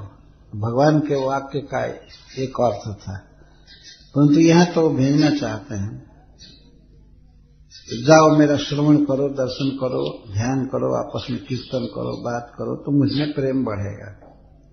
जब भगवान ने इस प्रकार कहा तो श्री सुखदेव गोस्वामी कहते हैं कि इत्युक्ता द्विजपत्न्यस्ता यज्ञवाटम पुनर्गता ते चान सूयवः ताभि स्त्री भी सत्रम अपारयन्। भगवान के कहने से वे द्विजपत्नियां पुनः यज्ञवाटम गता, जहां से चली थी इस तरह से तिरस्कार करके फिर वहीं गई। भगवान की आज्ञा पालन में क्या लज्जा है, कुछ भी कह करके आई थी, जाओ तुम्हारा मुंह नहीं देखने आऊंगी, चाहे कुछ भी ये वो, और फिर उसी के पास जाना। तो कभी कभी ऐसा लगता है अरे इस तरह से गिरना फिर वहीं लौटना, लेकिन भगवान जैसे कहें, जो नाच नचाना वही करना चाहिए। अगर वो कहे कि नहीं जाओ, हमारी इच्छा है जाओ, तो गई। जाने के बाद तेन च अनसूयवः ताभि, अनसूयवः वहां जब गए तो उनके माता पिता, पति, पुत्रादि, भाई बंधु सभी बहुत प्रसन्न हुए, बहुत प्रसन्न हुए, कोई दोष दृष्टि नहीं किया। देखिए आज के युग में भगवान कृष्ण के पास सुनते हैं, कुछ लोग सुनते हैं कि वे गोपियों के साथ नाच किए, ये किए, वो किए, इनका चीर हरण किए, तो आजकल के बुद्धू लोग दोष दृष्टि करने लगते हैं। ये क्या भगवान है? यही भगवान धर्म की स्थापना कर रहे हैं। नग्न नहाती हुई स्त्रियों की और साड़ी को ले गए, चुरा ले गए, उसी भगवान का भजन करते हैं ना आप लोग? ऐसे पूछते हैं। ये धर्म की स्थापना हो रही है। लड़कियों के वस्त्र को चुरा लेना, नग्न नहाते हुए उनको देखना, नग्न देखना, यही है भगवान और यही है धर्म की स्थापना। देखिए बोलने वाले कितना दुस्साहस करके बोलते हैं। वे ब्राह्मण दोष दृष्टि नहीं किए, वो तो केवल सुने नहीं ना, देखे कि ये स्त्रियां जबरदस्ती जा रही हैं किसी के पास, घर का सामान लेकर के खिलाने के लिए, पिलाने के लिए, और तिल्ली कृत्य। चक्रवर्ती पा जी कहते हैं कि अपने पति, भाई, बंधु, पिता को तीर्ण बना करके गई थी। तीर्ण बना करके जाना मतलब जैसे खर पात पर आदमी पैर देता हुआ जाता है, कुछ भी नहीं गिनता है, वैसे उनको खर पात समझ करके त्याग दी थी, इतना तिरस्कार की थी। और फिर वहीं गई, तथापि वे दोष दृष्टि नहीं किए। तो आजकल के इन मूर्खों को क्या अधिकार है दोष दृष्टि करने का? जरा सोचिए, जो उस समय कोई गोप या ब्राह्मण, बड़े बड़े ऋषि मुनि, सुखदेव गोस्वामी, भगवान वेदव्यास देव, नारद मुनि, ये दोष दृष्टि कर ही नहीं रहे हैं, तो उनकी दृष्टि से क्या आज की दृष्टि ज्यादा परफेक्ट हो गई है क्या? ये ज्यादा समझेंगे किसी बात को? ये मूर्खता है। अपने अंदर काम कालुष्य है, काम के कीड़े हैं लोग, तो भगवान पर भी वो काम वासना का आरोप करते हैं। अपना काम प्रतिबिंबित होता है सब जगह, लेकिन जानते हैं भगवान पर दोषारोपण करने वाले पर क्या होता है? जैसे कोई सूर्य पर थूके, सूर्य एक काम किया, वो काम किया, और सूर्य पर थूकेगा तो थूक उसी के मुंह पर आएगा, वो सूर्य तक पहुंचने वाला नहीं है। सही भगवान तो पूर्ण शुद्ध हैं, परम धाम, परम ब्रह्म, परम धाम, पवित्रम परमम भगवान। भगवान परम पवित्र है। जिनके साथ पतिव्रत धर्म का उल्लंघन करके स्त्रियां गई, उनसे बातचीत की, उन पर समर्पण किया, उन्हीं के साथ रहना चाहती हैं, ये बात खोल करके बोला भगवान के पास उन लोगों ने, फिर भी उनके लौटने पर पति लोग दोष दृष्टि नहीं किए। अरे भगवान कृष्ण भगवान है, वो जो कर रहे हैं उसको सुनना चाहिए, सुनने से शुद्धि होती है। क्यों किए, ये किए, वो किए, ये अपने अधिकार से बाहर की बात है सोचना। क्यों किए, ये किए, वो किए। ये ब्राह्मण तो परम विद्वान थे न, वेदों के, सदाचार के और यज्ञ परायण थे, फिर भी अपने पत्नियों के प्रति कोई दोष दृष्टि नहीं किया। छपति नहीं किए। मान लीजिए कोई कहे कि अरे वो पति लोग गधे, अपने स्त्री में आसक्त रहते हैं, इसीलिए कुछ भी करे, वो नहीं दोष दृष्टि किए होंगे, हो सकता है कोई कहे। पिता भी नहीं किए, भाई भी नहीं किए, कोई लोग नहीं किया, देवता भी कभी दोष दृष्टि नहीं किए, बल्कि सब लोग प्रशंसा किए। उस समय तत्कालिक घटना हुई थी और उस फिर भी प्रसन्नता हो रही, उनको बहुत खुशी हो रही है। प्रशंसा कर रहे हैं। और ये 5,500 वर्ष बीतने के बाद अब लोग कहते कृष्ण ऐसा क्यों किए। तो बहुत दुख की बात है कि ब्राह्मणों के समाज में तुम शैतान नहीं थे, नहीं तो उनकी मति फोड़े होते ना कि अरे नहीं नहीं भगाओ स्त्रियों को, भगाओ भगाओ भगाओ।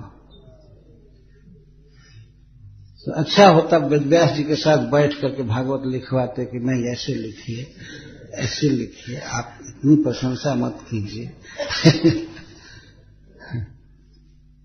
आजकल का आदमी अपनी स्थिति नहीं देखता, औकात नहीं देखता कि मैं कहां पर हूं, कहां खड़ा हूं। तो मैं उदाहरण देता रहता हूं कभी कभी कि मान लीजिए कोई व्यक्ति रोड पर चल रहा है कार लेकर के या बस लेकर के, तो रोड के ट्रैफिक के नियमों का पालन करता है। रोड पर कभी रोक देना, कभी बाएं करना, कहीं दाएं करना, कहीं ओवरटेकिंग करना या किसी को साइड देना। इधर हमारे भारतवर्ष में लिखा रहता है हॉर्न प्लीज, आवाज दो।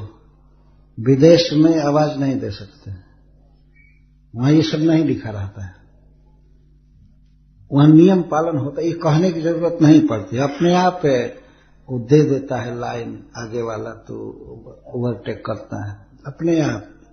ये नहीं पे पा करते रहो और तब वो साइड देगा, ऐसा नहीं है।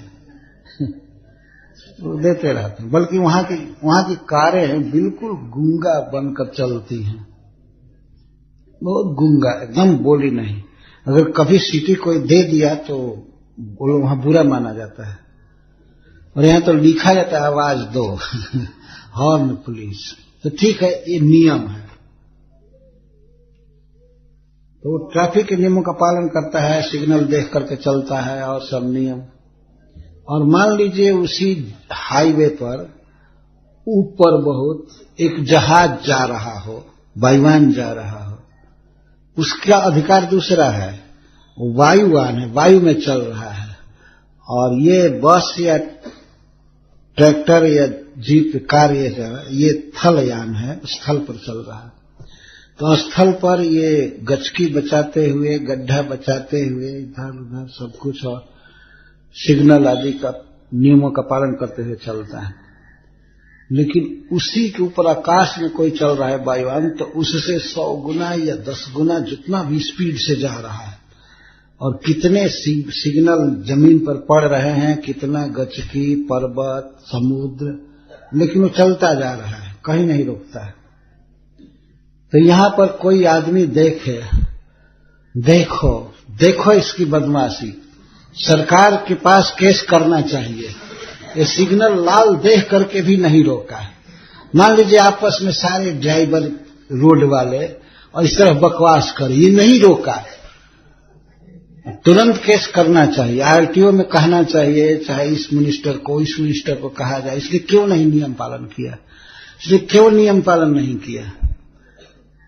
तो उस समय मान लीजिए कि सारे लोग जानते हैं भाई वायुयान है, ये है, लेकिन उसके 5000 वर्ष बाद कोई कहे कि एक वायुयान वाला क्यों नहीं रोका, आखिर वो सवारी पर चल रहा था ना, वो यहां क्यों नहीं रोका। इतना बड़ा गड्ढा पड़ा फिर भी फना करके ले गया, फिर भी खुदा कर ले गया। तो भगवान है ना, भगवान की स्थिति, भगवान का आचार, भगवान की बातें ये एक अलग हैं।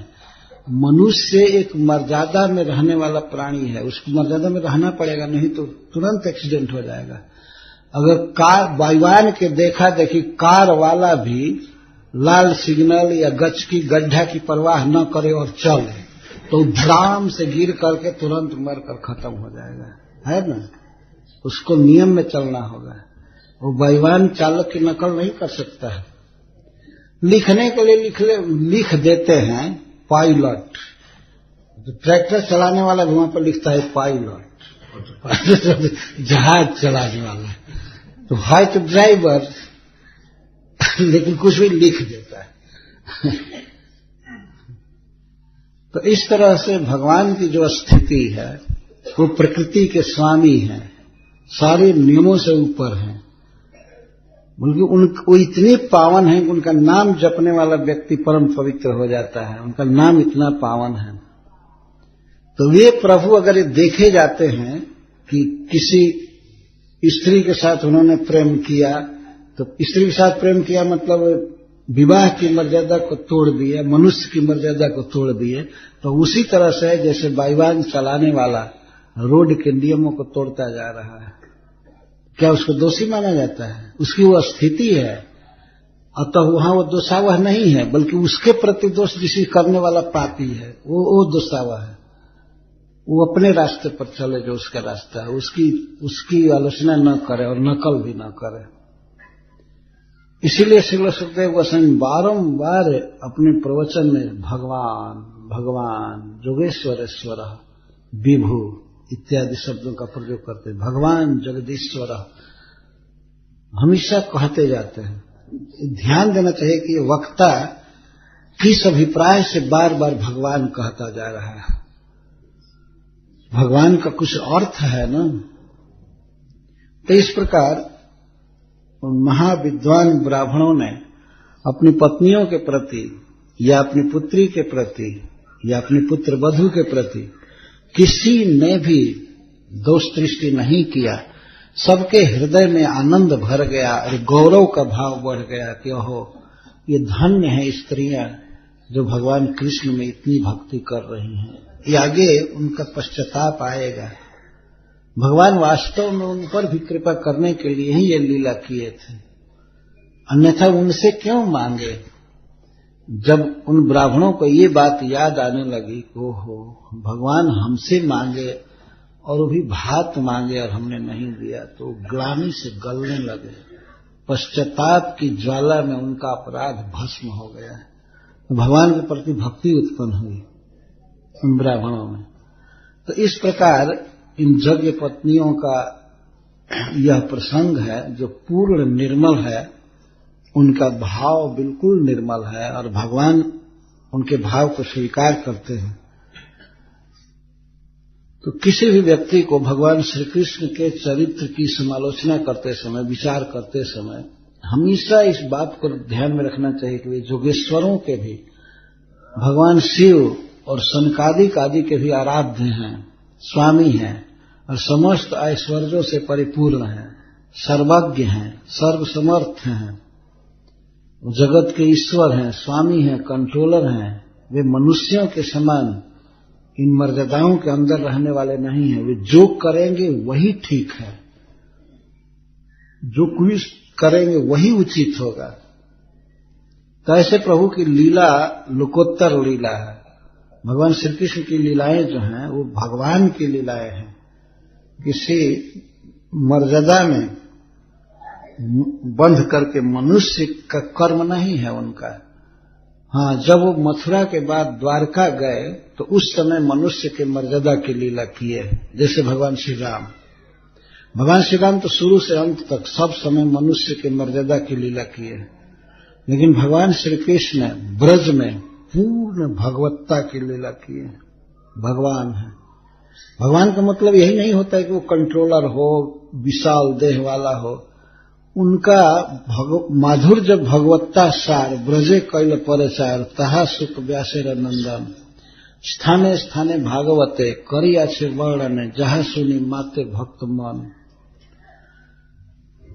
भगवान चैतन्य महाप्रभु कहते हैं कि माधुर्य, सुंदरता, रसिकता, भक्तों के साथ प्रेम करना, ये जो है यही भगवत्ता का सार है।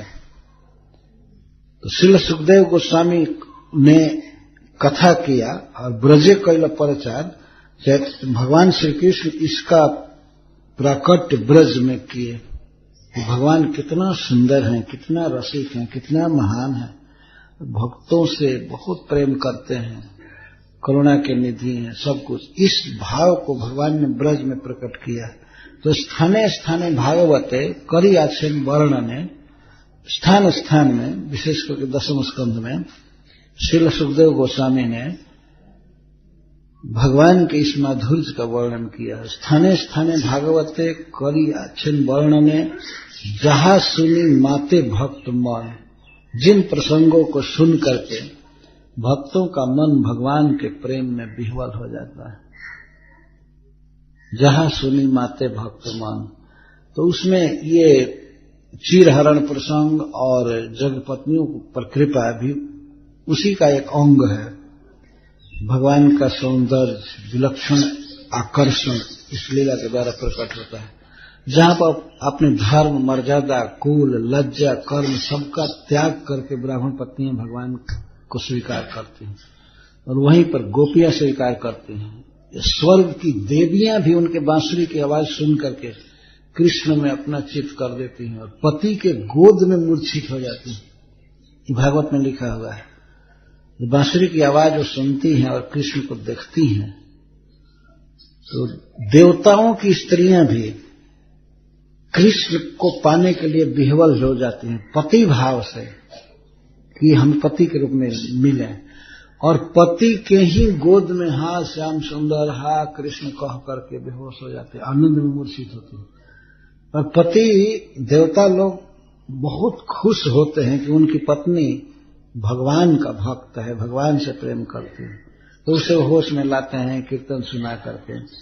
और श्रील सनातन गोस्वामी पाद जी कहते हैं कि वो रोज स्वर्ग से वृंदावन लाते थे विमान से पत्नी को, स्वयं दर्शन करते थे भगवान का और उसको दर्शन कराते थे, प्रतिदिन लाते थे। सक्र सर्व परमेष्टि पुरोगा, भगवान शिव पार्वती जी के साथ आते थे, ब्रह्मा जी आते थे, इंद्र आते थे, ये सब लिखा हुआ है भागवत में।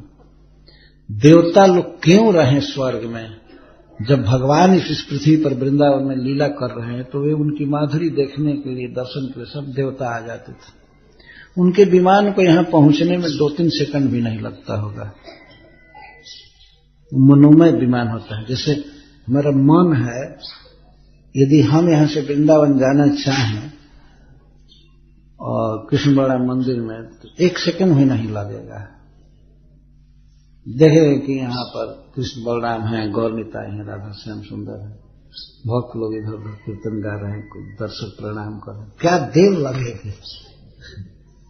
मन की गति से उनका विमान चलता है और पेट्रोल से नहीं चलता है, न कंप्यूटर से चलता है।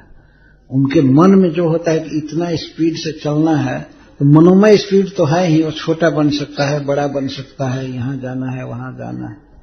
देवता लोग आते रहते हैं, तो आकर के फिर शाम के समय चले जाते हैं। भगवान को चारण करके घर लौटते हैं तो वे लोग भी चले जाते हैं। और वन में जब तक रहते हैं वे देवता लोग रहते ही हैं, कोई भंवरा बन करके, कोई पक्षी बन करके, कोई डायरेक्ट ही ऐसे। तो कभी कभी गोप सखा आकर के अपनी माताओं से कहते हैं और यशोदा जी से कि कृष्ण का दर्शन करने एक जानवर आया था जिसका 4 सिर था। ब्रह्मा जी के बारे में वर्णन करते हैं। तो दूसरा सखा कहता है जानवर था, तुमको पता है वो देवताओं में सबसे श्रेष्ठ देवता है, ब्रह्मा जी हैं। तो मां यशोदा ब्रह्मा जी आए थे? तो हाँ ब्रह्मा जी आए थे और ये कृष्ण को प्रणाम कर रहे थे, उसको प्रणाम कर रहे थे। तो मां पूछती थी तो कृष्ण तुम क्या किए? ब्रह्मा जी आए थे। तो ब्रह्मा जी आए थे तो आए थे, तो इसे क्या, हमको गाय चराना है, आए कुछ कहे चले गए। तो भगवान कुछ नहीं कहते हैं कि मैं भगवान हूं और आए होंगे, आते रहते हैं। हमको बांसुरी बजाने से फुर्सत कहाँ है कि हम देखें कि कौन आया कौन गया। तो लड़के कहते हैं आज एक सांप लगाया हुआ जोगी आया था जिसकी जटा बहुत बड़ी थी। अच्छा, तो लोग आपस में कहकर विचार करते हैं कौन थे जो आज आए थे। ऐसे पता लग जाता था, ब्रजवासी समझ जाते थे कि वो भगवान शंकर आए थे। तो इंद्र आए थे, तो बीड़ा बजाते हुए एक साधु आए, नारद जी आए, ये आए वो आए। रोज तो भीड़ लगी ही रहती थी, आते ही रहते। अरे भगवान को प्रणाम करते थे ब्रज में, भगवान देखते भी नहीं थे कि कौन प्रणाम किए और ये किए। भगवान अपने भक्तों में, सखाओं में इतने आसक्त रहते थे। और वहीं पर किसी पेड़ पर बैठे हुए, लता पर मंडराते हुए भंवरों की बोली बोल रहे हैं, भन भन भन भन, कोयल की बोली बोल रहे हैं, कुहू कुहू। और वहीं पर सारे देवता हाथ जोड़े हैं, गिर रहे हैं, उनकी तरफ देखते भी नहीं थे। वो अपने वृंदावन की लीला में मस्त रहते थे। पर ये देवता बड़े आनंद से भगवान का दर्शन करते रहते थे। भगवान अपनी भगवत्ता को प्रकट नहीं होने देते थे, मतलब ऐश्वर्य को प्रकट नहीं होने देते थे। कभी नहीं ब्रह्मा जी से पूछे कि तब ब्रह्मा जी कैसे सृष्टि हो रही है, सब ठीक है ना, ऐसा नहीं पूछते थे। द्वारका में पूछते हैं, द्वारका में हम देवता लोग आते हैं तो पूछते हैं, तब ब्रह्मा जी सृष्टि ठीक से चल रही है ना, कोई दिक्कत नहीं है ना। एक दिन ऐसी घटना घटी, ब्रह्मा जी को थोड़ा अभिमान हो गया कि मैं सृष्टि करने वाला हूं, तो आए भगवान का दर्शन करने के लिए एक दिन। तो भगवान ने एक अजीब लीला की है द्वारका में। सुधर्मा सभा में बैठे थे भगवान जादवों के साथ, तो ब्रह्मा जी आए तो भगवान ने एक लीला की है। ब्रह्मा जी आए तो उन्होंने कहा खबर दे दो द्वारकाधीश को कि मैं दर्शन करने आया हूं और मैं ब्रह्मा हूं। तो जा करके प्रतिहार द्वारपाल कहा कि वो ब्रह्मा जी आए हैं आपका दर्शन करने।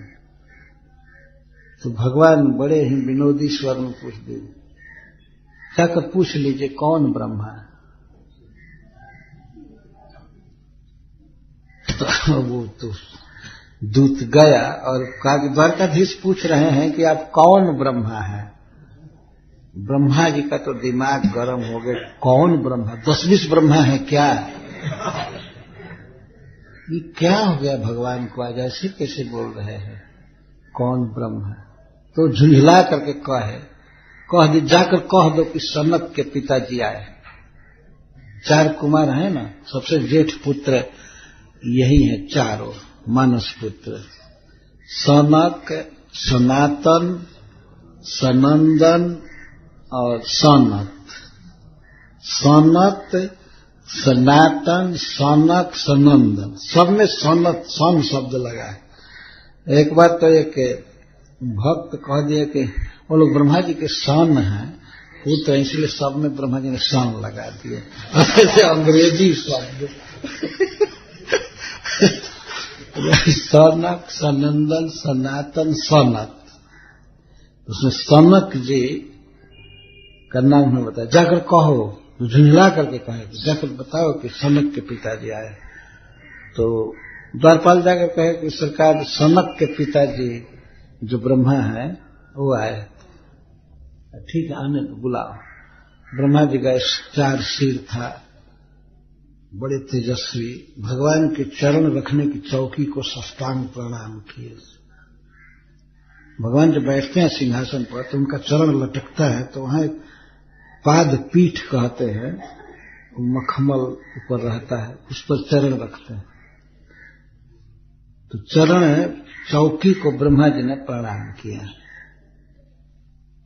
तो भगवान वहां पूछे कि कैसे हैं, स्वागत है आपका, बहुत अच्छा हुआ, और सब सृष्टि ठीक से चल रही है ना?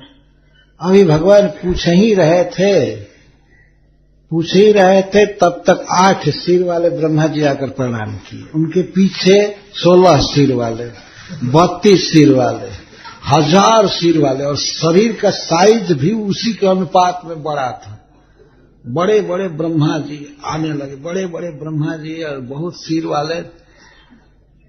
और तब तक तो रुद्र आए, भगवान शिव, कोई 5 मुख वाले, कोई 1000 मुख वाले, इस तरह से चालू हुआ। शरीर का साइज भी सब, और उधर अनेक लाखों इंद्र आने लगे, अलग अलग से सब जगह से देवता लोग।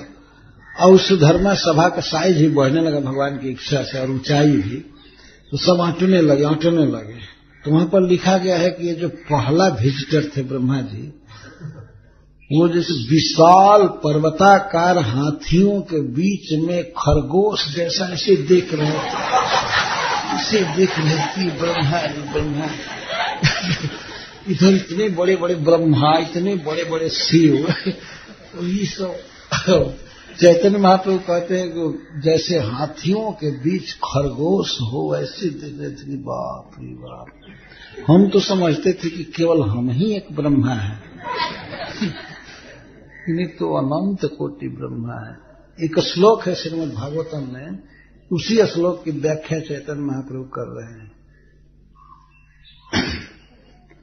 तो ये ब्रह्मा जी जो हैं, ये सबसे छोटे ब्रह्मांड के ब्रह्मा जी हैं। सबसे छोटा ब्रह्मांड यही है। लेकिन इसमें अगर कोई सोचे कि अरे अब हम ब्रह्मा हैं, हम ये हैं वो हैं, ब्रह्मा जी कुछ नहीं है, तो फिर और पृथ्वी पर कोई सोचे कि हम ये हैं वो हैं वो हैं। भगवान श्री कृष्ण का ऐश्वर्य अद्भुत है, अद्भुत ऐश्वर्य है, क्योंकि स्वयं ईश्वर है, स्वयं भगवान है। तो ऐसे भगवान अपने धाम में, ब्रज में अपनी भगवत्ता, अपने माधुर्य का पूर्ण विस्तार कर दिखाते हैं। मुझे 3 धाम प्रसिद्ध हैं भगवान के, वृंदावन, मथुरा और द्वारका। तीनों जगह वे लीला की। तो वृंदावन में तो नित्य ही रहते हैं, लेकिन ऐसे प्रकट रूप से 11 साल कहीं रहे। मथुरा में 18 साल रहे। जरासंध ने 18 बार चढ़ाई किया, 17 बार तो हार गया था, 18वीं बार भगवान हारने का नाटक किए। साल में 1 बार आता था सेना इकट्ठी करके। तो इस तरह 18 साल लग गया है मथुरा में। तो 18 और 11 29 और 100 वर्ष द्वारका, 129 वर्ष भगवान प्रकट लीला किए। ब्रह्मा जी अपनी स्तुति में कहते हैं कि अब आपके 125 वर्ष से कुछ अधिक हो गया। ऐसे भागवत में वर्णन 125 वर्ष से कुछ अधिक हो गया, तो वही 4 साल अधिक है। 129 वर्ष प्रकट रहे, और 129 वर्ष के थे, और पूर्ण किशोर अवस्था के, परम सुंदर। क्योंकि भगवान कोई काल के अधीन, कर्म के अधीन तो है नहीं कि आज शरीर जुआ के कल बूढ़ा हो जाएगा। तो इस प्रकार इस 3 धाम में भगवान लीला किए। लेकिन इसके साथ साथ वे और जगह भी गए। अपने संबंधियों के उस युद्ध में, कुरुक्षेत्र के युद्ध में वे कुरुक्षेत्र गए, और युद्ध में जाने से पहले भी सूर्य ग्रहण में गए, और इंद्र के लोक में भी गए, स्वर्ग में कुछ खास पर्पस से 2-3 बार गए, और बलि महाराज के पास भी गए नीचे। ये सब वर्णन है भागवत में। तो सब जगह लगभग गए, और इस दुनिया में, इस विश्व में प्रायः प्रत्येक जगह भगवान गए, किसी न किसी बहाने से, राष्ट्रीय यज्ञ कराने के बहाने से, तो इसके बहाने, उसके बहाने। और भगवान श्री कृष्ण की तो पहले ससुराल ही 16,008 थी, 108। तो अलग अलग जगह की लड़कियां थी जिनके साथ भगवान का विवाह हुआ था। तो किसी के यहाँ पाहुन बन करके जा रहे हैं, कुछ जा रहे हैं, ऐसे वैसे संबंधी, सबको कृतार्थ किया, धन्य किया, उनको दर्शन दिया भगवान ने। 16,108 विवाह करेगा, उसको फुर्सत रहेगी संबंधियों के यहाँ जाने में। तो रोज जाना ही पड़ता है। भगवान की विशेषता है कि वे द्वारका में रहते हुए ही और रूप बना करके घूम आते थे। लोग देखते थे कि यहां बैठे हैं, लेकिन इसके साथ ही साथ हजारों लाखों करोड़ों घर में घूमते रहते, इधर उधर शहरों गांव में। भगवान के लिए कोई कठिन नहीं है। हम लोग तो इस बात को समझ ही नहीं पाएंगे, क्योंकि मान लीजिए कोई व्यक्ति अगर इस कथा में आया है तो इस समय अपने गांव में नहीं होगा, अगर दूसरे गांव से आया है तो इस प्रकार से जब कंडीशन बुद्धि है, हम देखते हैं कि हम एक जगह हैं तो दूसरी जगह नहीं है, तो वो व्यक्ति नहीं समझ पाएगा कि भगवान कैसे यहां भी, वहां भी, यहां भी, वहां भी। यही तो भगवान की भगवत्ता है, सब जगह है। इस तरह भगवान लीला कर रहे हैं। तो आगे हम लोग ये सुनेंगे कि भगवान के विषय में विचार करके ब्राह्मण सब लगे अफसोस करने, बहुत धिक्कारने लगे अपने को, और अंत में वे सब सोचे कि चलें भगवान का दर्शन कर लें, दर्शन कर लें। लेकिन ब्राह्मणों के सामने एक समस्या आ गई कि उन लोगों ने सोचा कि यदि हम सब जाते हैं कृष्ण का दर्शन करने के लिए तो ये भेद खुल जाएगा, कंस को पता लग जाएगा कि ये नंद का जो लड़का है यही वसुदेव का लड़का है, यही विष्णु, क्योंकि सब ब्राह्मण जा रहे हैं दर्शन करने के लिए, तो इसमें संदेह नहीं है कि ये भगवान है। तो उनसे द्रोह करेगा और उनके घर के लोग नंद बाबा को, गोपों को मारेगा, अरिष्ट करेगा। इसलिए ब्राह्मण दर्शन करने की लालसा होते हुए भी नहीं गए, शांति रहे, उपद्रव न हो जाए, इसके लिए नहीं गए। तो ये प्रसंग दूसरे सिटी में कहा जाएगा। और एक बात बाकी रह गई कि उधर जब ब्राह्मण पत्नियों ने भोजन पहुंचाया तो क्या हुआ, भगवान खाए खूब आनंद से। वहां लिखा गया कि भगवान श्री कृष्ण और बलराम जी स्वयं परोस रहे थे, पहले गोपों को खिलाए, वे लोग नहीं खाना चाहते थे, अभी नहीं तुम लोग खाओ, तुम लोग खाओ। तो भगवान ने तर्क देकर उधारा दिया कि तुम ही लोग कहे ना कि भूख से व्याकुल हैं, तो तुम पहले खाओ। भगवान को बड़ा आनंद आता है अपने भक्तों को खिलाने में, तो पहले सबको बैठाए, खिलाए और इसके बाद स्वयं खाए। ये लीला है भगवान की, लेकिन इसका बहुत बहुत रहस्य है, इसका बहुत महत्व है। तो हमेशा भगवान श्री कृष्ण को भगवान के रूप में देखने से कोई संशय नहीं रहता। जब उन्हें आदमी के रूप में आदमी देखने लगता है, मनुष्य के रूप में, तब अनेक शंकाएं, अनेक बातें, सब कुछ घेरने लगते हैं। इसलिए उन्हें सदा यही देखना चाहिए कि वास्तव में भगवान है, और भगवान की लीलाएं जगत के हित के लिए होती हैं। और सभी आचार्यों ने कहा है कि सुनना चाहिए, भगवान की लीलाएं सुननी चाहिए, सुनने से जीवन धन्य होता है, पवित्र होता है, भगवान में प्रेम बढ़ता है। और जहां तक करने की बात है, तो भगवान श्री कृष्ण के ब्रज की लीला करने के लिए नहीं है, उसका अनुकरण नहीं करना चाहिए। और नहीं कोई कहे कि नहीं हम अनुकरण करेंगे, तो ठीक है करे, तो पहले वो पूतना को मारे और गोवर्धन पर्वत उठावे जहां तहां। गोवर्धन पर्वत तो छोड़ दे, इसे छोटे से हिल को उठा करके देखे, तो जब ये सब कर ही नहीं सकता तो कैसे नकल करेगा।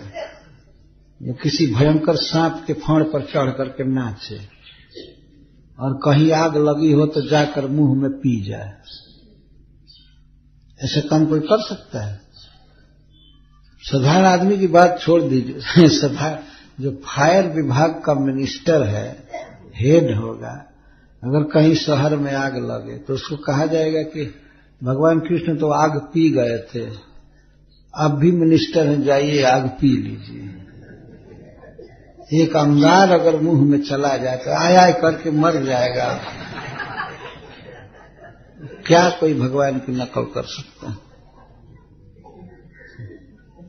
तो जब भगवान के गोवर्धन धारण की, दावानल पान की, कालिया के सिर पर नाचने की लीला नहीं कर सकते, तो यह भी नहीं करना चाहिए कि भगवान श्री कृष्ण अगर बहुत स्त्रियों के साथ नाचे तो हम भी दो चार के साथ नाचेंगे। तो सुखदेव गोस्वामी कहते हैं कि वैसा मूर्ख व्यक्ति है यदि श्री कृष्ण की इन लीलाओं की नकल करे तो उसी तरह से नष्ट हो जाएगा जैसे शिव जी के देखा देखी कोई हलाहल जहर पी ले। कोई सोचे कि भगवान शिव हलाहल पिए थे तो हम भी पिएंगे, तो बस मुंह के पास रखते ही सारी लीला समाप्त हो जाएगी। वो विष पी सकते हो, समुद्र व्यापी विष को पी गए, पूरा समुद्र में फैला हुआ विष था। तो पहला तो उनका ऐश्वर्य देखिए कि सारे व्यापक समुद्र को उन्होंने हथेली पर अटवा लिया, हाथ पर अटवा लिया। समुद्र को एक प्रकार से उन्होंने हाथ में हथेली पर रख लिया, और वो रखने के बाद इसके बाद उसको फेंके नहीं इधर उधर, सीधे लेकर के पी गए। पिए तो पेट में नहीं जाने दिए और उल्टी भी नहीं किए, गला में रख लिए। वही विष उनके गला को जलाकर काला कर दिया, जो नीलकंठ हो गए। उसे भगवान शिव के कंठ की शोभा बढ़ी है। जहां जाते हैं तो लोग यही कहते हैं, ओहो दुनिया की रक्षा करने के लिए भगवान ने विष पिया था, देखो देखो इनका कंठ काला हो गया। तो शोभा बढ़ती है। तब कोई शिव जी के देखा देखी विष पिए तो मर ही जाएगा ना। आजकल के लोग शिव जी के देखा तो विष नहीं पीते हैं, गांजा पीते रहते हैं। उनको कहा जाता है कि नहीं नहीं, गांजा एक इंटॉक्सिकेशन है, मादक द्रव्य है, नहीं पीना चाहिए। तो लोग क्या कहते हैं, ये बम भोले पीते हैं। तो बम भोले पीते हैं, देखे हो कहीं, सुने हैं? ये केवल लोक में कहावत है कि शिव जी गांजा पीते हैं, ये चरस पीते हैं, भांग खाते हैं, कुछ नहीं खाते हैं। एक बार जहर पिए थे भगवान शिव, केवल एक बार जहर पिए थे, ये शास्त्र कहता है। कहीं नहीं लिखा गया है कि गांजा पीते हैं, भांग खाते हैं, चरस पीते हैं। लेकिन अब अपने दल को मजबूत करने के लिए शिव जी को शामिल कर लेते हैं। अगर हमको गांजा पीने पर कोई दोष देगा तो शिव जी को भी दे, तो कौन साहस करे भाई। शिव जी का नाम सुनकर वो भी जब पीते हैं तो भगवान पीते नहीं है, लेकिन उनका नाम इसलिए रखते हैं कि हमारा दल, हमारी पार्टी मजबूत रहे, उसे पीते रहते। एक बार की घटना सुना रहे हैं अपनी बात नहीं सुनानी चाहिए, लेकिन हम लोग इधर पहाड़ में गए थे प्रीचिंग करने, प्रचार करने गए थे। तो एक बार उतरे भीतरी बान उधर है करमचट के पास। करमचट में ही रुके थे और वहां से जा रहे थे गुरुरा, अपने गांव जा रहे थे। हम लोग बैठ गए बस की प्रतीक्षा के लिए। तो बस जहां रुकती थी वहां पर एक घर था जो फूस से छाया हुआ था। तो उसमें कुछ लोग भीतर बैठे थे और वो लोग गांजा चढ़ा रहे थे, चिलम पर चढ़ा रहे थे। तो चढ़ा लिए, गुल जलाते समय तो मैं देखा गुल जला रहे हैं। गुल मतलब ऐसे बाध का थोक स्वरूप है उसको जलाए रखे। और तो एक साधु गांजा में कुटिया के बाहर बैठा था, तो एक लाया गांजा, ये लीजिए पी लीजिए। तो एक व्यक्ति था भीतरी बन का, वो जानता था कि हम लोग नहीं पीते हैं, हम लोग छुड़ाते हैं, लेकिन मजाक करने के लिए वो लाया। तो लाया, वहां हमको गांजा दिया, मैं ले लिया और ले करके चीलम को एक पत्थर पर मारा, चंग से वो टूट करके। अब जो पीने के लिए जुटे थे और बड़ा निराश हुए। एक कहता है बड़े सद्भाव से हमसे बोला, नहीं आप नहीं पीते हैं, ये हम जानते हैं, ये शिव जी की बूटी है, इसको हाथ में कम से कम लेकर आदर करना चाहिए, इसको आदर करना चाहिए, और आप इसको तोड़ दिए तो ये तो ठीक नहीं है, आदर करना चाहिए। आप केवल हाथ में ले करके दे दिए होते तो आदर होता। तो तब तक एक दूसरा आया, क्रोध में साधु बोला, अब क्यों तोड़ दिए, क्यों फोड़ दिए चिलम? तो चिलम जो साधन था वो भी गया। अगर दूसरा गांजा वो चढ़ा सकते थे अगर उनके पास चिलम रहते थे, लेकिन चिलम ही चला गया, हथियार गायब हो गया। तो वो बड़े उद्विग्न हुए और कहते हैं कि साधु लोग पीते हैं, साधु लोग पीते हैं। मैं कहते कैसे जानते हैं कि हम गांजा पीते हैं, क्यों हमको दिए? तो कहते साधु लोग पीते हैं। तो मुझे अवसर मिल गया कहने का, साधु लोग पीते हैं।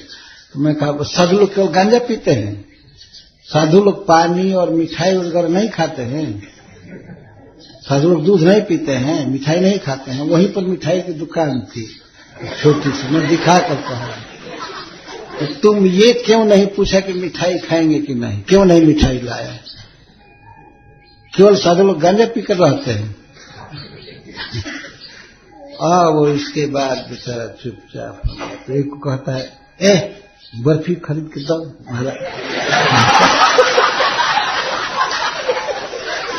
बर्फी खरीद के दो, तो वो 2 बर्फी लाया।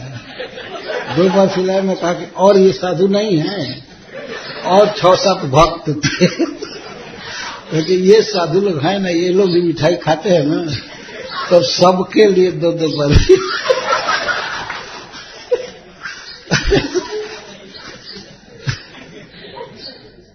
साधु लोग गंजा नहीं पीते हैं। साधु लोग पीते हैं लेकिन वो और भी तो चीज खाते हैं ना, भात खाते हैं, रोटी खाते हैं। वो क्यों नहीं पूछा? मैं दिखाकर कह रहा था कि मिठाई क्यों नहीं पूछा, क्यों गांजा लाया? तो लोग बहुत निराश हुए। तो इस तरह से केवल शामिल कर लिए हैं शिव जी को वचन द्वारा। और भगवान शिव ये कहने थोड़े आएंगे कि नहीं नहीं हम नहीं पीते हैं, ये बदमाश लोग स्वयं हमारा नाम बदनाम कर रहे हैं। इतना कहने के लिए व्यग्र नहीं है कोई कुछ भी कहे। तो भगवान के प्रसंग बड़े अद्भुत है, और जो विद्वान वैष्णव हैं वो लोग समझते हैं सब, और इन लीलाओं में आनंद लेते हैं। भगवान कैसे बातचीत कर रहे हैं ब्राह्मण पत्नियों के साथ, क्या कह रहे हैं, वो क्या कह रहे हैं। भगवान ने लीलाएं किया, लेकिन हम भक्तों के लिए एक परम आनंद की सामग्री दे करके गए हैं अपने धाम।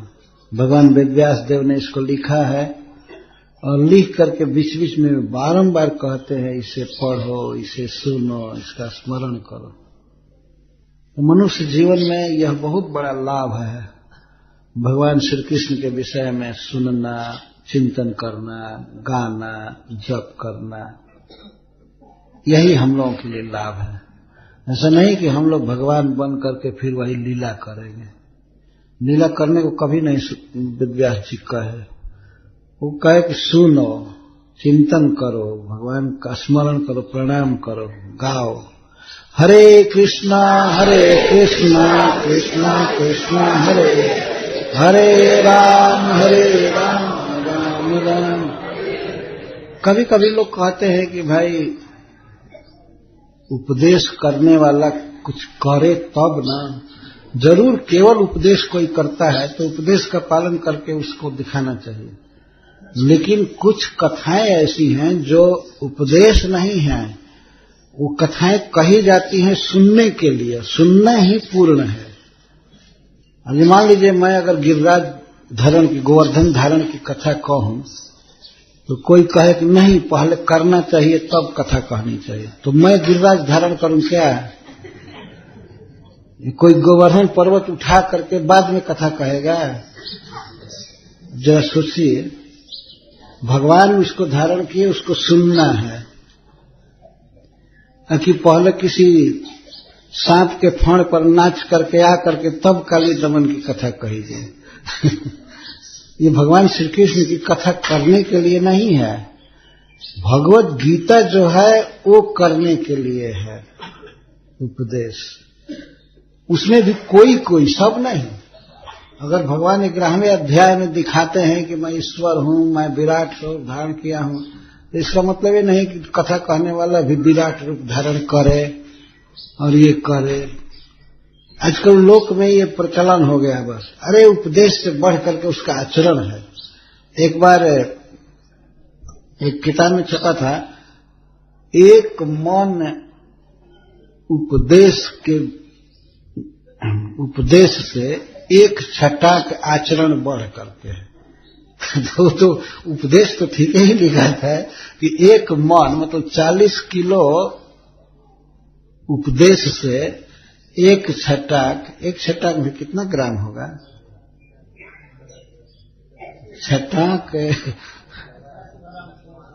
जो भी वो आचरण बढ़ करके है। लेकिन हम लोगों को यहाँ उपदेश नहीं करना है। हम उपदेशी नहीं है।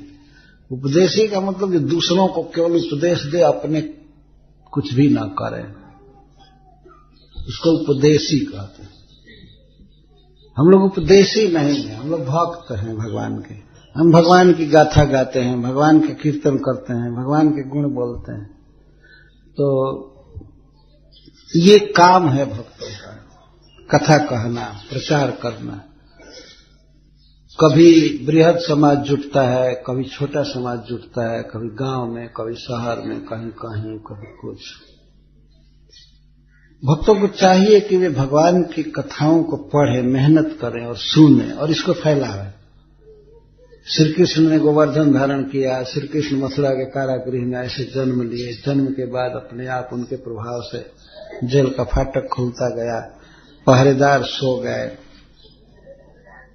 हथकड़ी बेड़ी खुल गई, फिर जमुना जी बढ़ रहे थे, ऐसे लेकर गए। हम भक्तों का काम है भगवान जो करके गए, जो कर रहे हैं, उसकी याद करना, उसको कहना, और वही जीवन का सबसे बड़ा सुख है। सुखदेव गोस्वामी वही करते हैं, श्री नारद जी वही करते हैं। तो जो भगवान के भक्त हैं तो भगवान की बड़ाई करते हैं। और भगवान की बड़ाई का मतलब ये नहीं है कि मिथ्या बड़ाई करते हैं। भगवान की सुंदरता, भगवान की कृपा, उनकी सृष्टि, उनकी कृपा और भक्त वात्सल्य आदि इन गुणों की याद करते हैं। हम लोगों के जीवन का यही लक्ष्य है। और जन समाज का जीव का भी यही सुख है कि भगवान के विषय में बोले, सोचे, गावे, नाचे, यही करना चाहिए। तो इसी के लिए यहाँ आयोजन किया गया। या अन्य जगह आयोजन होता रहता है। तो देखने में तो छोटी सी लीला है, चीर हरण की लीला और यज्ञ पत्नियों पर अनुग्रह, छोटी सी लीला है 2 अध्याय में। फिर भी हम लोग ने कोशिश किया कि हमारे आचार्य श्री सनातन गोस्वामी पाद, श्री जीव गोस्वामी और श्रीधर स्वामी और विश्वनाथ चक्रवर्ती ठाकुर, इन 4 के चरण चिन्ह पर चल करके जहां तक बुद्धि ने काम किया, यद्यपि उनकी टीकाओं को समझना भी एक कठिन काम है। ऐसा नहीं कि टीका पढ़ ले समझ में आ जाता है। फिर भी उन्हीं लोगों की कृपा से यहाँ कुछ प्रयास किया गया व्यक्त करने का भाव, और उन्हें श्री गोप कुमारियों के और यज्ञ पत्नियों के चरण कमल में हम प्रणाम करते हैं। भगवान के प्रति जैसे उनका राग है, उसी राग का, उसी प्रेम का एक कण हम लोगों को मिले, यही हमारे जीवन की सार्थकता है। तो उनका स्मरण करने का सौभाग्य मिला, बहुत देर तक मन लगा रहा है। तो हम इसके लिए अपने को धन्य मानते हैं। भगवान कृष्ण की कृपा है, वैष्णवों की, गुरुजनों की कृपा है कि कहने में मन लगता है, पढ़ने में मन लगता है। हमने वृंदावन में एक एक अक्षर इन लीलाओं को, टीकाओं को लिखा, और लिखने में जो सुख मिला वो सुख कहने में नहीं मिल रहा है। बहुत अधिक सुख ले चुका मैं लिखने में। उसको बहुत देर लगती थी लिखने में, दिन दिन भर लग जाता था। यही सब स्मरण करता था। तो भगवान की, श्री कृष्ण की कृपा से यह अवसर मिल जाता है कथा कहने का, और भक्त लोग भी जुट जाते हैं। भक्तों के जुटने से उत्साह बढ़ता है। और कथा का वास्तविक आनंद तो वैष्णवों के समाज में ही होता है, क्योंकि ये उसी पथ के पथिक हैं। भगवान की बात सुनने पर उनको सुख मिलता है, उनको सुख मिलता है तो कहने में उत्साह मिलता है। तो मैं आप लोगों का आभारी हूं कि आप भगवान कृष्ण की कथा सुने और उत्साह से, और इसके साथ ही साथ केवल कथा ही नहीं, भगवान का कीर्तन भोर में